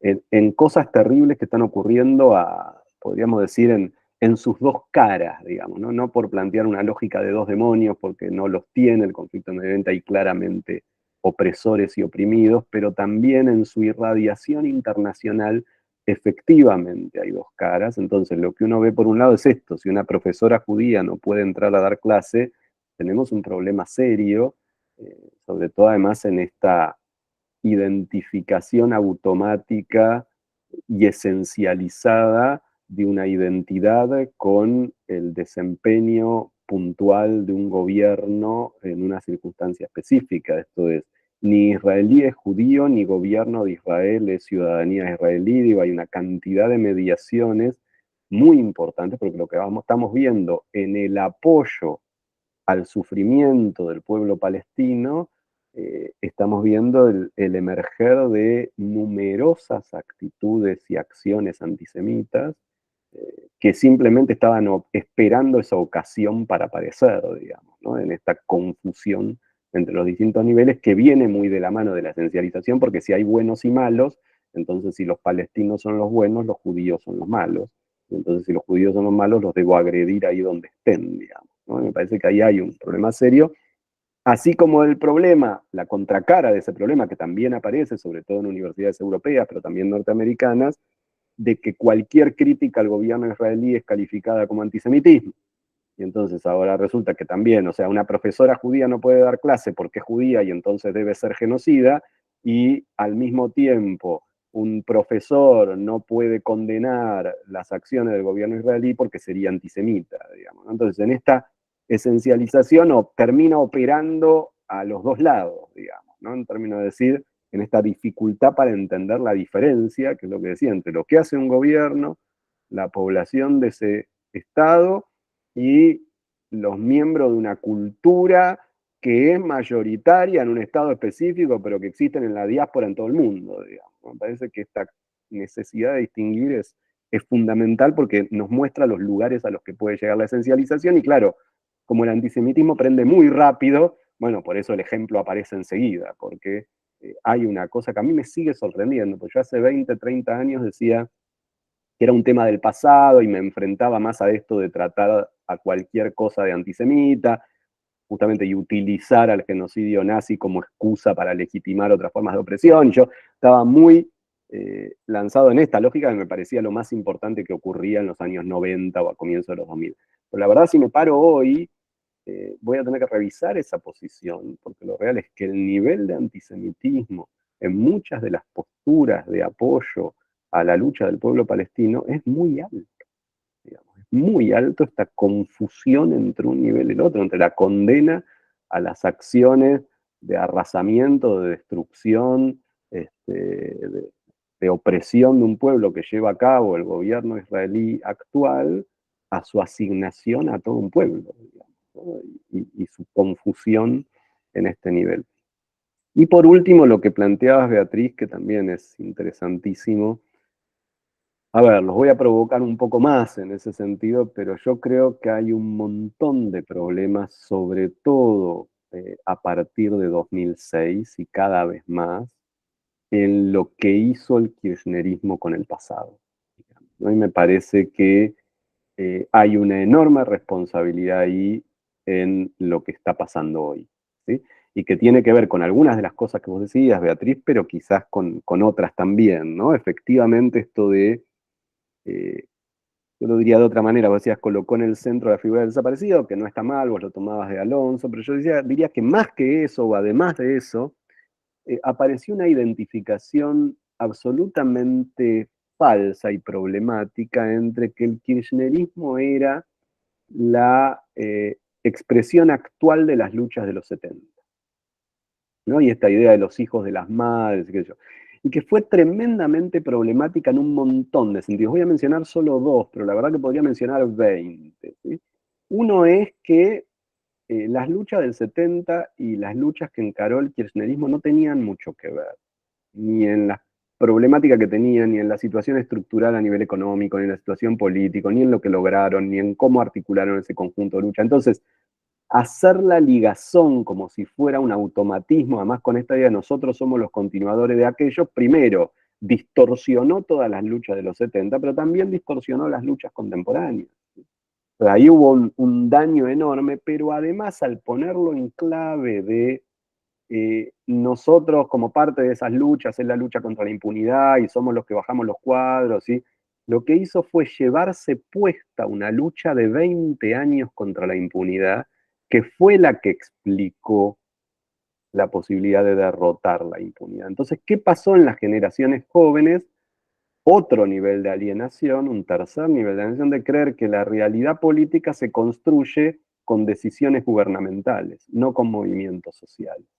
Entonces, ¿qué pasa que Alberto no usa la lapicera? Esto de todo pasa por llegar al gobierno y firmar cosas. Y la realidad sociopolítica no funciona así. Y tampoco funcionó así en el kirchnerismo. El kirchnerismo logró un montón de cosas, pero ese montón de cosas que logró fueron producto de una lucha previa de 20 o 30 años que instalaron las condiciones para que eso pudiera ocurrir. Y cuando esas condiciones fueron cambiando a partir de 2008, cada vez pudo hacer menos.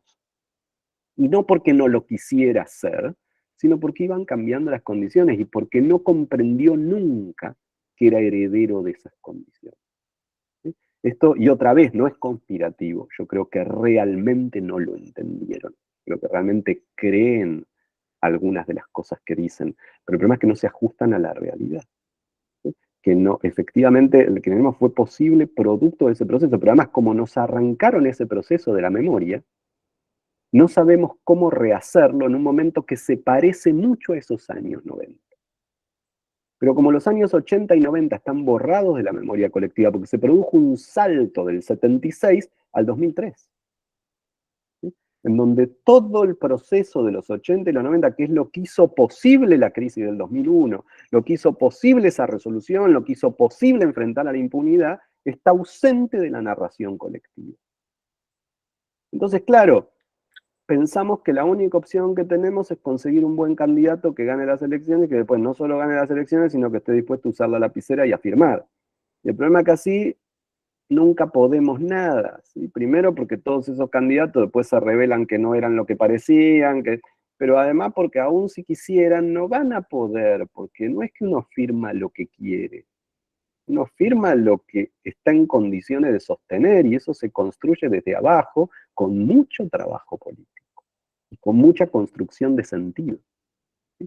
Entonces me parece que sí, que efectivamente hubo un problema fuerte ahí que tiene todo que ver con esto del uso del pasado en el presente, ¿no? O el no uso, o el uso, o qué tipo de uso, ¿sí? Que me parece que sí, que efectivamente la construcción de un relato sobre sí mismo, en este caso del kirchnerismo, o la construcción de una vinculación con ese pasado de los 70, tuvo un montón de consecuencias, y otra vez, y eso solo se puede pensar si uno es capaz de ejercer la crítica de sí, pero a su vez buscando entender las consecuencias políticas de esa crítica, rompiendo esas alienaciones que estaba mencionando.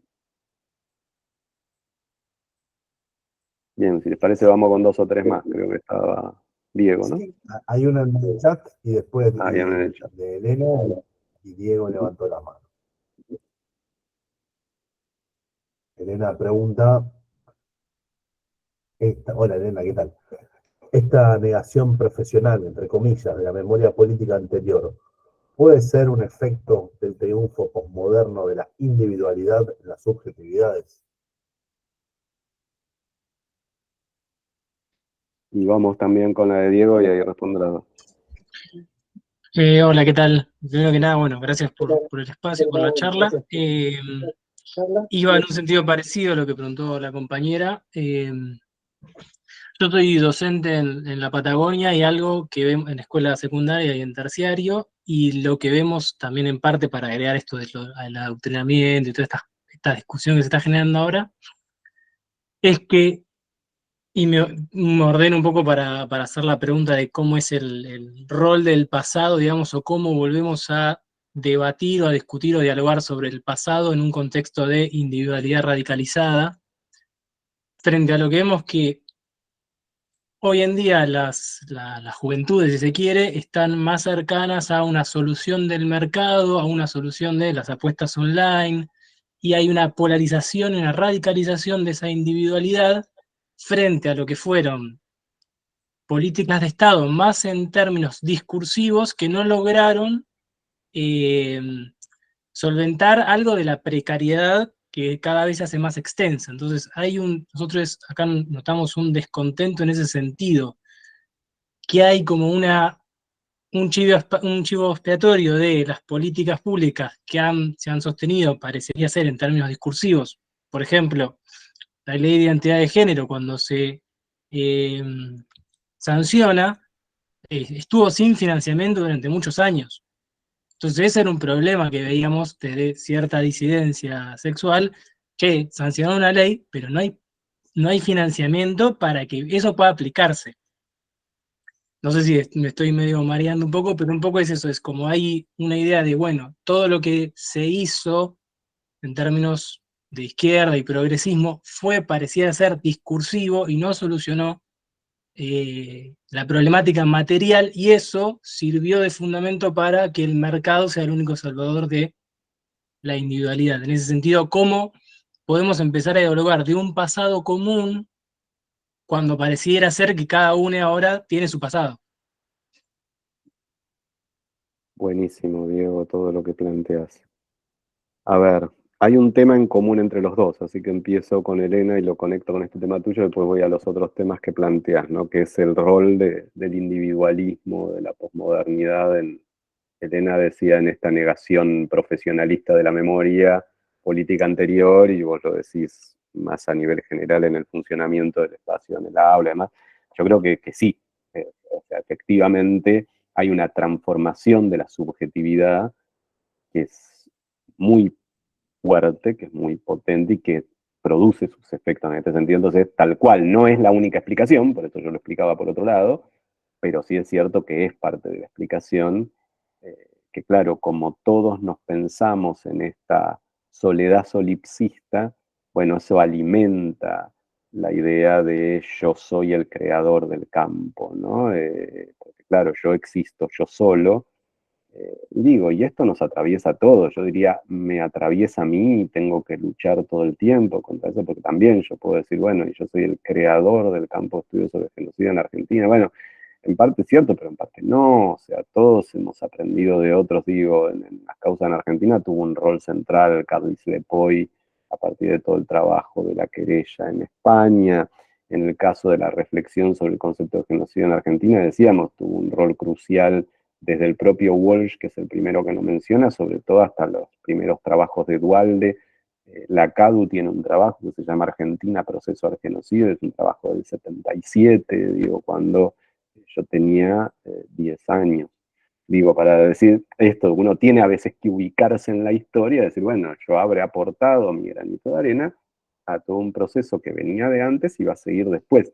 Pero es difícil ese gesto. Entonces, en este momento de tanto individualismo, es cierto que es más fácil ponerse en ese lugar de yo soy el que inventa, ¿no? Entonces yo inventé la historia reciente, yo inventé los estudios sobre la memoria, yo inventé los estudios sobre la genocidio, yo inventé lo que sea, como si yo existiera solo en el mundo, ¿no? Entonces, y me parece que esto sí está jugando, para mí no es la explicación central, digo, por eso di otras explicaciones, me parece que son más profundas, pero juega, sin duda que ayuda, o sea, o en todo caso no ayuda en este sentido, ¿no? O sea, nos lleva a todos a esa lógica, por eso digo, no lo quiero poner solo en los demás, estamos todos atravesados por esta cultura cada vez de mayor individualismo. Y en este sentido, lo que decías, Diego, varias cosas que tirabas piolas en esta dirección. Por un lado, es interesante ver cómo juegan el aula, como decías, y, y para eso poder, porque yo creo que el ataque a la educación, que es internacional, por ejemplo, yo lo vi con mucha fuerza en México, que justamente gran parte de los ataques narco tienen que ver con el ataque a los maestros normalistas, y bueno, Ayotzinapa fue un ejemplo, pero es uno entre decenas. Es porque la escuela es de los pocos lugares, la escuela y la universidad incluso, pero más la escuela diría todavía, ¿no? De los pocos lugares en donde todavía existe esta construcción de un nosotros, ¿no? Y de un nosotros cara a cara, que permite algunos niveles de defensa ante ese individualismo extremo. Pero claro, por ejemplo, se me ocurre que, y de hecho me está pasando en la universidad, pero ni les digo con gente de nuestro equipo, yo hace años ya que no doy en secundaria, pero sí que me cuentan que, bueno, es una tarea nuestra poder, es una ayuda no a nosotros, sino a los propios estudiantes, por ejemplo, proponer retirar los celulares en el momento de la clase. ¿Sí? Porque es cierto que si no, es un obstáculo infernal a esa construcción colectiva, porque no es lo mismo que vos estés con el 100% de tu atención en un espacio que compartimos a que vos estés con el 20% de tu atención, tal como decís, porque estoy o apostando online o hablando con otro o manteniendo 6 conversaciones al mismo tiempo.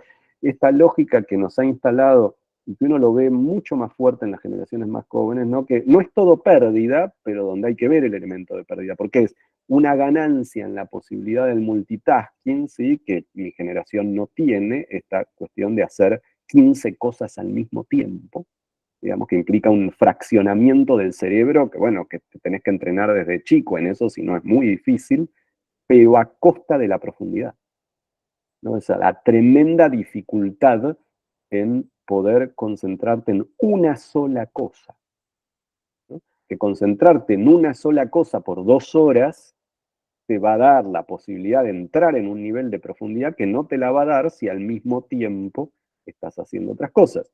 Digo, lo online nos genera esto, nosotros tenemos esta charla, nosotros podemos estar metidos con el 100% de nuestros recursos en la charla, o podemos estar incluso con la camarita prendida, pero al mismo tiempo mandando mensajes, haciendo cosas en la compu, completando una cosa que tenemos que entregar, resolviendo otra cosa. Bueno, todo es posible. Lo real es que lo que vamos a capturar de la charla no va a ser igual. Si nuestro nivel de atención es 10, que si nuestro nivel de atención es 100. Me parece que ahí hay un elemento importante a tomar en cuenta de los efectos de este encierro solipsista, ¿no?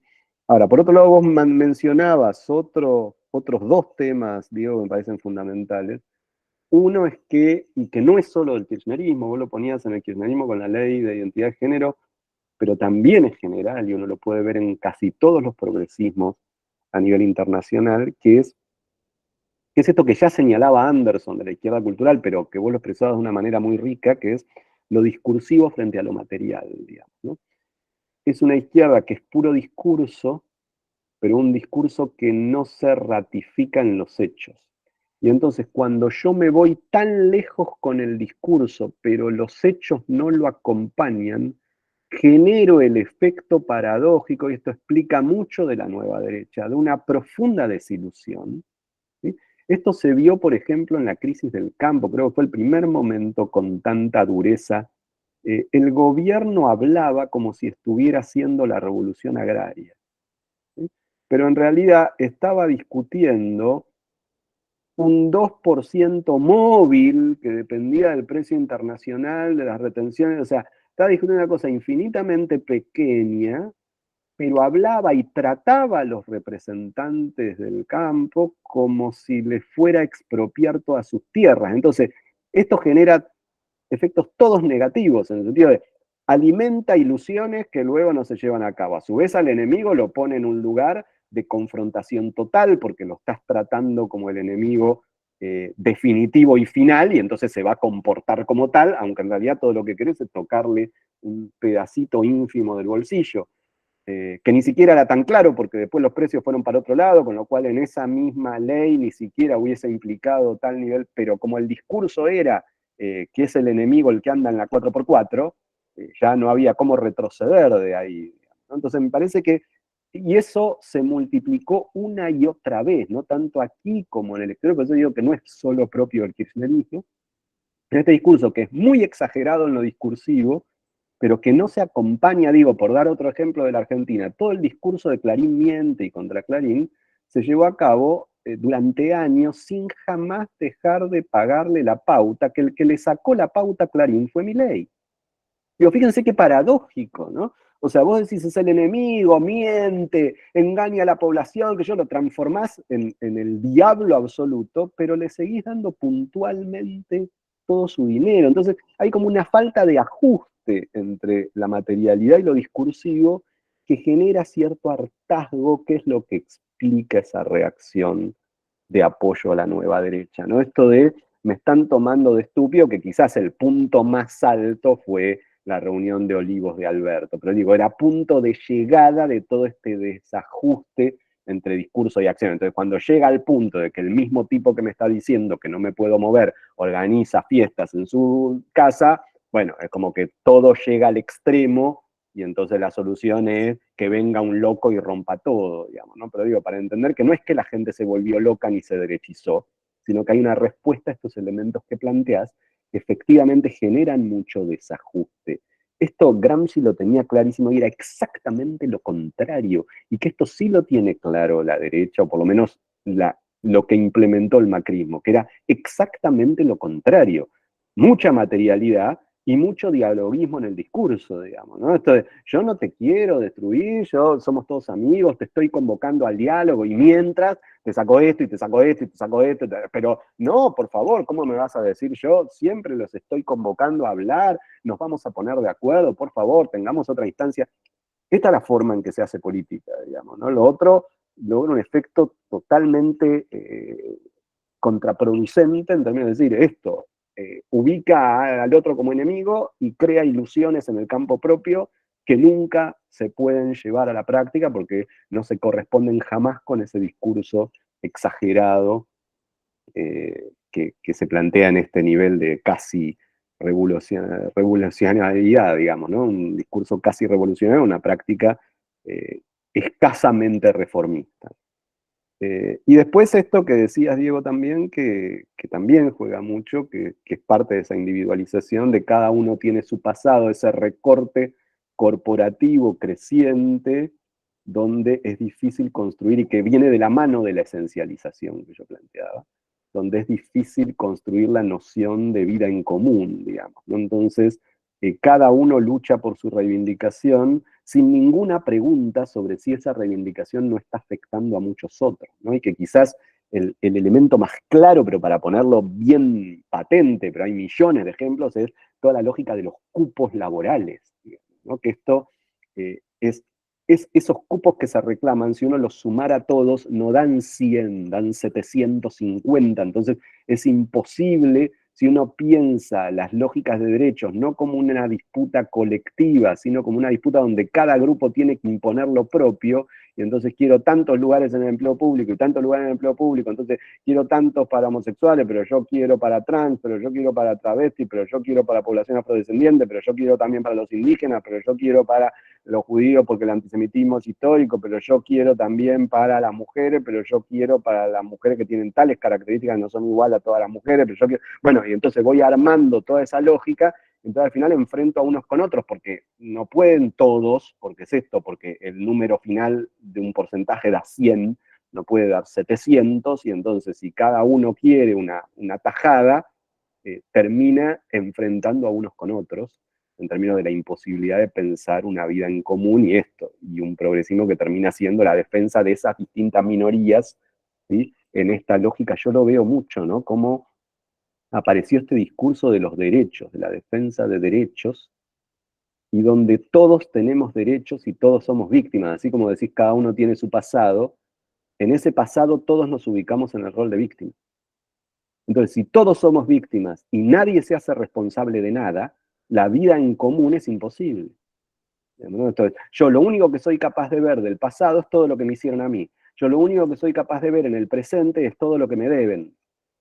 Pero no soy capaz de poner sobre la mesa aquello que puedo deber yo, aquello que hice yo, qué necesitamos para articular nuestras necesidades.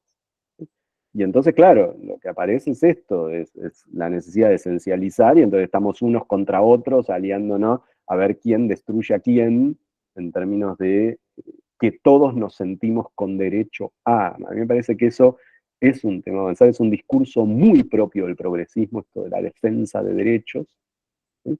Y a mí me parece muy problemático, ¿sí? Porque me parece que el problema contemporáneo no es la falta de derechos, aunque existe la falta de derechos, sino que el problema contemporáneo es la falta de responsabilidad.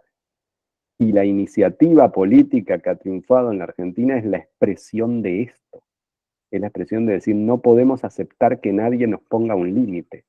Esto es el anarcoliberalismo. Es, todos tenemos derecho a todo. Y esto implica que el único límite es el principio de realidad. El principio de realidad va a ser profundamente violento. Yo me creo que tengo derecho a todo hasta que entro en el country y me revientan a tiros los mercenarios que contrata el country para, en términos de decir, bueno, todos tenemos derecho a todo, pero como no todos estamos dispuestos a que todos tengamos derecho a todo, porque no existe para todos todo, bueno, entonces el único límite va a ser el límite violento que me va a poner el que tiene más. Esto es porque si ninguno está dispuesto a aceptar un límite, a mí me parece que esto es muy profundo, esto lo trabaja muy bien un intelectual italiano, Luigi Soia, yo lo cito bastante siempre en mis libros, me parece que ha visto algunos problemas muy profundos y centrales, y lo plantea, por ejemplo, en la crisis de la autoridad familiar, digamos, ¿no? Digo, cosas que el progresismo se la pasa cuestionando y que han sido un boomerang tremendo, ¿no? En esta lógica de decir, bueno, la autoridad familiar es la existencia del primer límite, y luego se ha trasladado a la autoridad escolar o a la autoridad médica, y es esto, y entonces nosotros no aceptamos ni el límite de un padre, ni el límite de un maestro, ni el límite de un doctor, ni nosotros sabemos de todo, tenemos derecho a todo, nos tienen que atender primero, tenemos derecho a probar aunque no estudiemos, digamos, es esto, ¿no? Como que la indistinción que lleva a la disolución de la vida social, ¿no? Que está hecha no solo de derechos, sino de normas, de límites. Pero esto parece que fuera un discurso de derecha. Esto es lo loco. Parece que decir hacen falta normas es un discurso de derecha. Bueno, yo creo que hoy reivindicar el rol de la norma es un discurso profundamente revolucionario, profundamente de izquierda. Me parece que el problema hoy es esta nueva derecha que plantea la destrucción de toda norma, que es la ley del más fuerte, la ley de la selva. ¿Sí? Si no hay normas, vale lo que pueda hacer el que es más violento y el que tiene más fuerza. La norma justamente nos iguala en ese sentido, con una regla común a todos, pone límites al que tiene más poder. Bien, creo que estaba Sana, no sé si había alguien antes, y ya estamos sí, cerca de las 9. No, que la verdad que sí, muy inquietante. Bueno, que es los debates que estamos teniendo, ¿no? Ya hace bastante tiempo. Pero a mí lo que, digamos, todo llevaría a pensar a partir de esto que estamos conversando, en que ya estamos como en un estado de anomia, ¿no? Si nos ponemos clásicos desde el punto de vista sociológico, ya está todo quebrado, ya no hay más orden de lo simbólico no logra, digamos, penetrar lo indicial, lo icónico, La mediatización es feroz, digamos. Fíjense que lo que cambió es el modo también en que nos comunicamos a nivel de lo social, cambió la comunicación social, no es más una sociedad de masa, es una sociedad mediatizada. Ahora bien, por lo menos a mí lo que me parece es que hay como un multidimensional, hay como varias dimensiones, por ejemplo, en la figura presidencial, ¿no? Hablo de figura en el sentido de que, bueno, es algo que aparece ahí y que habrá que ver desde un punto de vista semiótico qué es eso que está apareciendo ahí, ¿no? Como representación de una figura presidencial o como presentación también de una figura presidencial. Y fíjense que hay algo que discurre por las redes y las plataformas, que es del orden viscoso del odio, como estábamos hablando, como Daniel, me parece que todos los ejemplos iban ahí. Hay algo que ya no se puede tramitar en relación con no poder soportar la diferencia del otro, o sea, la extimidad, el odio directamente, que eso traquetea en las redes de una manera impresionante, infecciosa, viscosa, tremenda, vivoreante, pero después están las instituciones, como que vieron lo que pasó ahora con la... Bueno, como que, bueno, después se necesita legislar. Hay algo del orden del Estado, o sea, de lo simbólico, que todavía se necesita. Entonces quería preguntar, digamos, y las últimas negociaciones, bueno, y ahora están esperando la Cámara de Senadores a ver qué pasa con toda esta ley, que encima, bueno, hablando de los usos del pasado, le pusieron ese significante bases, que es bastante peculiar, digamos, esta apropiación que hacen, bueno. O sea, da para un montón de temas, ¿no? Pero yo lo que te quería preguntar, Daniel, y también a los colegas que estamos acá, es que si ya estaríamos en ese estado anómico, o si la política, en el sentido clásico de lo político, todavía tiene un lugar, está traqueteando.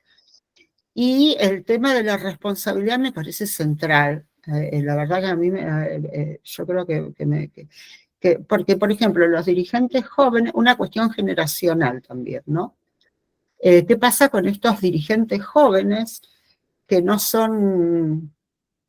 que están entre los centennials y los millennials, si habláramos desde el punto de vista de la atribución de generaciones? La generación Z vieron que ya es una generación que directamente está catalogada como que efectivamente no tiene un arraigo de ningún tipo. Los millennials y los centennials todavía sí. Bueno, ¿qué pasa con la responsabilidad en ese sentido también?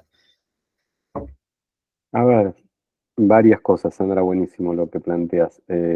Por un lado, yo diría esto, tratemos de no pensar en forma esencialista, entonces no es si llegamos a la anomia o si no llegamos a la anomia, la realidad es siempre dinámica. Está buenísimo que introduzcas, efectivamente hay una dirección anómica en lo que está ocurriendo, y hay una propuesta, una utopía anómica en esta nueva derecha, que nunca nada se realiza totalmente y que a su vez es dinámico. Entonces, digo, si llegamos a la anomia, no llegamos porque no sé si alguna vez se puede llegar, y a su vez que estemos en un nivel muy alto de anomia no quiere decir que no se pueda transformar, ¿sí? Porque la realidad es dinámica y porque nosotros actuamos en esa realidad. Entonces es muy interesante lo que pasó porque fíjate, a mí me parecen varios hechos interesantes de los últimos meses, ¿no? Fíjate que, como vos decís, hay un proyecto de modificación legislativa que por un lado le da un rol a la institucionalidad, pero por otro lado, más allá de la nominación como ley bases, el grueso de esas normas, no todas, pero sí gran parte de las normas, son la destrucción de normas, la desregulación, ¿sí? Que es esta idea de eliminemos normas, esta es la utopía, cuanto menos normas mejor. Pero algo interesante que pasó en el medio de ese decreto y en el medio de esa discusión de proyecto de ley, es lo que pasó con las obras sociales, que es que el propio gobierno desregulador dice, necesito una norma que ponga límite a este desquicio, y la saca, y la saca con más dureza que las normas sobre obras sociales que han tenido los últimos gobiernos, porque yo justo hoy la estaba leyendo, la normativa que sacaron, y no solamente que ordena retrotraer y ligar los aumentos a la inflación, sino que establece un impuesto, me parece que es mensual, no me acuerdo bien, porque justo lo leí hoy, pero del 0,1%, además acumulativo, del total de su recaudación por cada día en lo que incumplan esta normativa, lo cual, si estoy entendiendo bien, y por eso es interesante, es una multa mucho más significativa que otras que han tenido. Es interesante porque es establecido por el gobierno desregulador, digamos, pero con un tema que ve que le complicaba políticamente y que decide intervenir, lo cual pone sobre la mesa esta cuestión. O sea, podría ser una herramienta muy utilizada por nosotros en términos de decir, de esto, de más allá de la discusión, si avalamos a un gobierno, si no lo avalamos, que creo que es la discusión menor, la discusión de fondo, que es la importancia de la norma. Decir, no, miren, es esto, nada se regula solo, ni el mercado, ni nada. Para la vida social necesitamos normas, y el ejemplo de las obras sociales es un muy buen ejemplo en ese sentido, de cómo finalmente se termina recurriendo a una norma, más allá de que el discurso permanente es que las normas son nuestro enemigo, ¿no? Entonces me parece que por ahí pasa esta disputa con ese proyecto anómico, porque esto que vos planteás de las generaciones jóvenes no es una culpa o una responsabilidad de las generaciones jóvenes, sino es una responsabilidad de las generaciones que las criaron. Esto es, cuando alguien se cría con la idea de que no hay ningún límite, es porque alguien lo crió con el concepto de que no hay, porque alguien no le pudo poner límite. Y me parece que tiene que ver también con la cuestión del pasado, porque más allá de que es un tema general, en nuestro país se vincula mucho a la herencia dictatorial y a la idea de que cualquier límite es autoritarismo. Y entonces a toda una generación, que de pronto diría es la mía, por ejemplo, que se ha formado sobre la base de que no tiene autoridad para poner límites y que cualquier límite que pondría sería una forma de autoritarismo, y entonces son estos padres. Vieron que padre más que un padre es un amigo, y toda esta confusión infernal de, no, un padre no es un amigo, no tiene nada que ver con un amigo. Un amigo es un amigo, pues un par. El padre no es un par, es el que pone el límite. Entonces, si el padre no puede poner el límite y se relaciona con su hijo como un amigo, y entonces le trata de explicar todo lo que hace, y si no lo convence al chico de 7 años, entonces bueno, que haga lo que quiera, porque la verdad que tiene su derecho a hacer, no, justamente no tiene la posibilidad, y esto vale para cualquier ámbito. Es lo mismo, un profesor no es un amigo de un estudiante. Después a la larga se podrán hacer amigos, pero el profesor es profesor, el estudiante es estudiante, el médico médico, el paciente paciente. Digo, estas cosas que del progresismo se cuestionaban con sentido ante los abusos autoritarios, terminaron encerrándonos en la imposibilidad de entender la diferencia, ¿sí? La diferencia de roles, la diferencia de responsabilidades, justamente uno, la justificación de por qué la fuerza de seguridad tiene más limitaciones en el uso de la fuerza que el delincuente, no es porque el delincuente es bueno y la fuerza de seguridad es mala, que sería la esencialización progresista, simplemente es porque justamente como hay uno que tiene el uso de la fuerza sancionado por el Estado, es aquel al que le hemos dado el arma. Bueno, entonces le ponemos más limitaciones, porque es lo mismo, no es lo mismo un niño que golpea al padre que el padre que golpea al niño, ¿no? El padre tiene más limitaciones, la fuerza de seguridad tiene más limitaciones, el docente tiene más limitaciones, porque es el que ejerce el poder. Pero justamente como ejerce el poder, también tiene la autoridad para determinar cómo se hacen las cosas. ¿Es esto? No discutimos la evaluación con los estudiantes, ¿sí? El docente decide qué y cómo va a evaluar, ¿sí? Porque ese es su rol, y después lo puede hacer mal, y es el espacio del estudiante o del hijo para cuestionar y decir, no, esto es injusto, de esta manera, y eso sí está bien, pero asumiendo que hay alguien que hace la ley y hay alguien que cuestiona la ley. Parece que todo esto lo tenemos alterado, y lo tiene más alterado el progresismo que la derecha. Entonces esto es lo que hace que encuentre tanta escucha al discurso de derecha. Esto está muy en el corazón de planteos como el de Laje, y que en muchas de estas cosas tiene razón. cuando plantea, hay un libro muy bueno, yo te lo recomiendo, se llama Generación Idiota, que da cuenta de estas cuestiones que plantea Sandra, y que lo que está planteando la generación idiota, que él dice, es justamente esta generación de jóvenes a los que él le está diciendo que es una generación idiota, porque que no ha comprendido la importancia de la diferencia, la importancia de los roles, la importancia de la norma. Digo, son todas cosas que prenden porque tiene razón. Después, claro, él lo lleva a un lugar y nosotros lo podríamos llevar a otro lugar. Pero digo, hay como una construcción ahí que es importante entender, digamos, ¿no? Porque me parece que explica mucho de estas derrotas, ¿no? Estas derivas a las que ha llevado el progresismo, que son muy enloquecedoras en un punto. No solo problemáticas en lo social, sino realmente enloquecedoras, ¿no? Y que claro, se cruzan con otros elementos que son clima de época, que lo que vos mencionabas, bueno, además aparecen las redes sociales, además aparece el celular, además aparece esta forma de individualización, digo, se va cruzando con todo eso que lo alimenta. Pero hay un problema de base, que es este. Uno ante el celular, como decía, puede decir que en la hora de clase el celular no se usa, retirarlo, sí. Ahora, tiene que sostener esa capacidad de imponer la ley. Porque entonces va a aparecer el que dice, ¿cómo me hace esa cosa autoritaria que cree que puede decidir cómo voy a usar mi tiempo? Bueno, sí, precisamente sí. O sea, el rol de docente es decidir en ese espacio de clase cómo vas a usar tu tiempo. Y hay que hacerse cargo que, bueno, que uno, y hacerse responsable de eso, porque hay una enorme responsabilidad en tomar esa decisión, porque si uno lo hace mal, bueno, tiene que hacerse cargo de las consecuencias de hacerlo mal. Y puede escuchar la crítica de los otros diciéndole que lo está haciendo mal y puede tratar de mejorarlo, pero sin borrar la distinción entre esto, que un padre no es lo mismo que un hijo, que un profesor no es lo mismo que un estudiante. ¿Sí? O sea, que hay roles que nos otorgan determinados lugares y determinadas responsabilidades, ¿no? Me parece que esto es como el ABC, como que es muy básico, pero lo hemos perdido. Yo siento que lo hemos perdido mucho y que eso está jugando mucho en los problemas políticos contemporáneos. Bien, no sé si nos da el tiempo para alguna más. No por ahí, no sé si ya estamos, pero ya son las 9.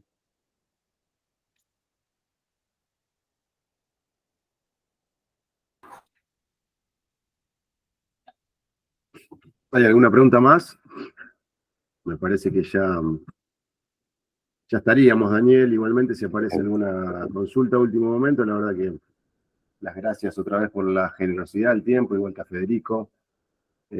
Vamos a seguir estando por acá y han quedado planteadas no pocas cosas para ver cómo salimos de esta encerrona, ¿no? En este ciclo que al principio definías como de descendencia, en el sentido de un montón de aspectos que bien problematizaste y que han servido para pensar y también para volver sobre nosotros mismos, ¿no? Esa idea de abrir un espacio de reflexión y de flexionarse en el sentido más íntimo también, de pensar las propias prácticas y las prácticas con el otro, cualquiera sea las instancias en las que estemos. Así que la generosidad, el agradecimiento por la generosidad también a Federico, y no sé si queda algo más por ahí dando vueltas, si no, me parece que podríamos cerrar.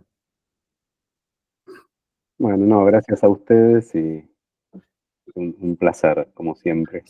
Sandra levantó la mano justo ahí, Dale. Daniel. Vamos, Sandra, para el cierre, vamos, cierra Sandra entonces, vamos. La tengo ahí la manito y bueno. No, pero no, porque quería, a ver, tengo una impresión que tal vez sea una impresión con todas las consecuencias de las impresiones, de que de todos modos hay como una corriente, o como una posición, o como una especie de trayectoria incipiente de pensamiento que tiene que ver con estos problemas y que se está acentuando, me parece, como que se está consolidando en el campo intelectual. Que, bueno, por ejemplo, qué sé yo, el hecho, así como el de Laje, Generación Idiota, es un bestseller y como decías vos, Daniel, es muy potente para pensarlo como dispositivo, porque ahí hay muchas claves para entender, pero fíjense que esas claves son también las que toma Pablo Semán y todo el equipo de investigación de Pablo para justamente tratar de comprender por dónde va la lógica esta, ¿no? Por eso a mí me parece como que hay el libro de Pablo Semán, por ejemplo, el último, el del siglo XXI, que son esas cosas también como que dan un rubro, ¿no? Como que se convierte en un bestseller, ¿no? Y es muy interesante ver la circulación digamos, de esas etnografías, de esos trabajos de campo que están en los capítulos del libro, en las distintas presentaciones, porque en todas las presentaciones de ese libro se armaron debates, no digo con los mismos contenidos, pero sí con el mismo estilo que por ejemplo, este. Entonces, no, tengo como esa impresión, como que se va instalando esta sospecha de que, bueno, de que hay algo del orden de la responsabilidad que nos compete como institución y como generación también, por supuesto. A ver, está buenísimo y está bueno cerrar con eso lo que planteas. Primero, esto que yo decía, la realidad es dinámica y entonces efectivamente hay cosas que van pasando y que van cambiando y efectivamente me parece que muchas de las miradas de Semán y de alguna de la gente que está en el libro tienen una escucha muy atenta a lo que está ocurriendo, entonces en ese sentido es muy potente. Pero yo veo una diferencia fuerte entre estos dos ejemplos que decías, ¿no? El de Laje y el de Semán, y que es el nivel de alienación que planteaba al principio, ¿sí? Que es que Laje busca incidir políticamente y Semán claramente no, digamos, ¿no? Se ubica en una afuera, ¿sí? Donde parece que él no tuviera acción política y no la quisiera tener y hasta renegara de esa acción, cosa que es todo lo contrario que hace Laje, digamos. Entonces me parece que sí es rico en esa capacidad, o sea, sí hay una fuerte capacidad de escucha de qué está pasando. Dos elementos muy interesantes, me parece. Una, esto, ¿no? Poder dejar de, podríamos decir, como de actuar al prejuicio frente a determinadas fracciones y poder entender la legitimidad de algunos de sus planteos. Creo que eso es muy fuerte en todos los trabajos de ese libro, pero sobre todo en muchas de las miradas del propio Semán. Y también una capacidad crítica de la experiencia del kirchnerismo, que es hasta, te diría, mira, con todas las críticas que he hecho, te diría que la veo hasta un poco exagerada a veces, ¿no? En este nivel de crítica, quizás un poco injusta en algunas cosas, pese a que yo tengo montones de críticas y algunas las decía hoy. Pero lo que más me llama la atención en la comparación con Laje es esta ubicación de todos esos autores en este campo profesional que busca no contaminarse, digamos, ¿no? Me da la sensación de esta cosa de no asumir ese libro como una herramienta de una batalla política, sino ese libro como una descripción, este mismo término que utilizás, que yo lo utilizo mucho, etnográfica, ¿no? La idea de la descripción etnográfica es la descripción de una especie de marciano que habla desde afuera, digamos, ¿no? Versus la posibilidad de atravesarse en primera persona, que es lo que hace Laje. Laje no hace una etnografía del progresismo.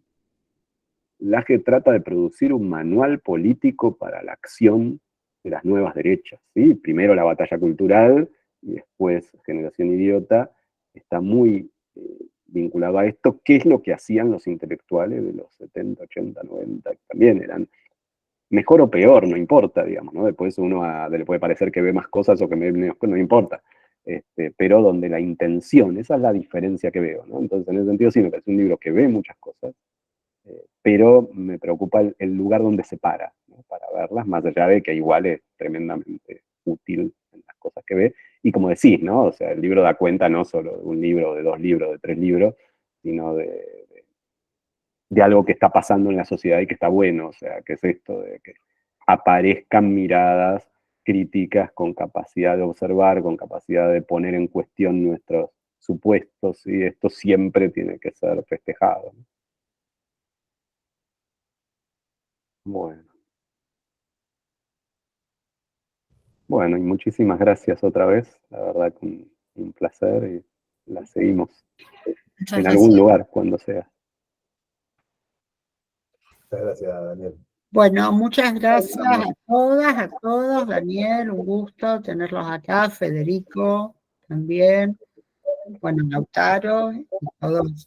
Esto queda grabado, podemos hacer las conversaciones. Por supuesto, hay montones de temas que se derivan de la conversación.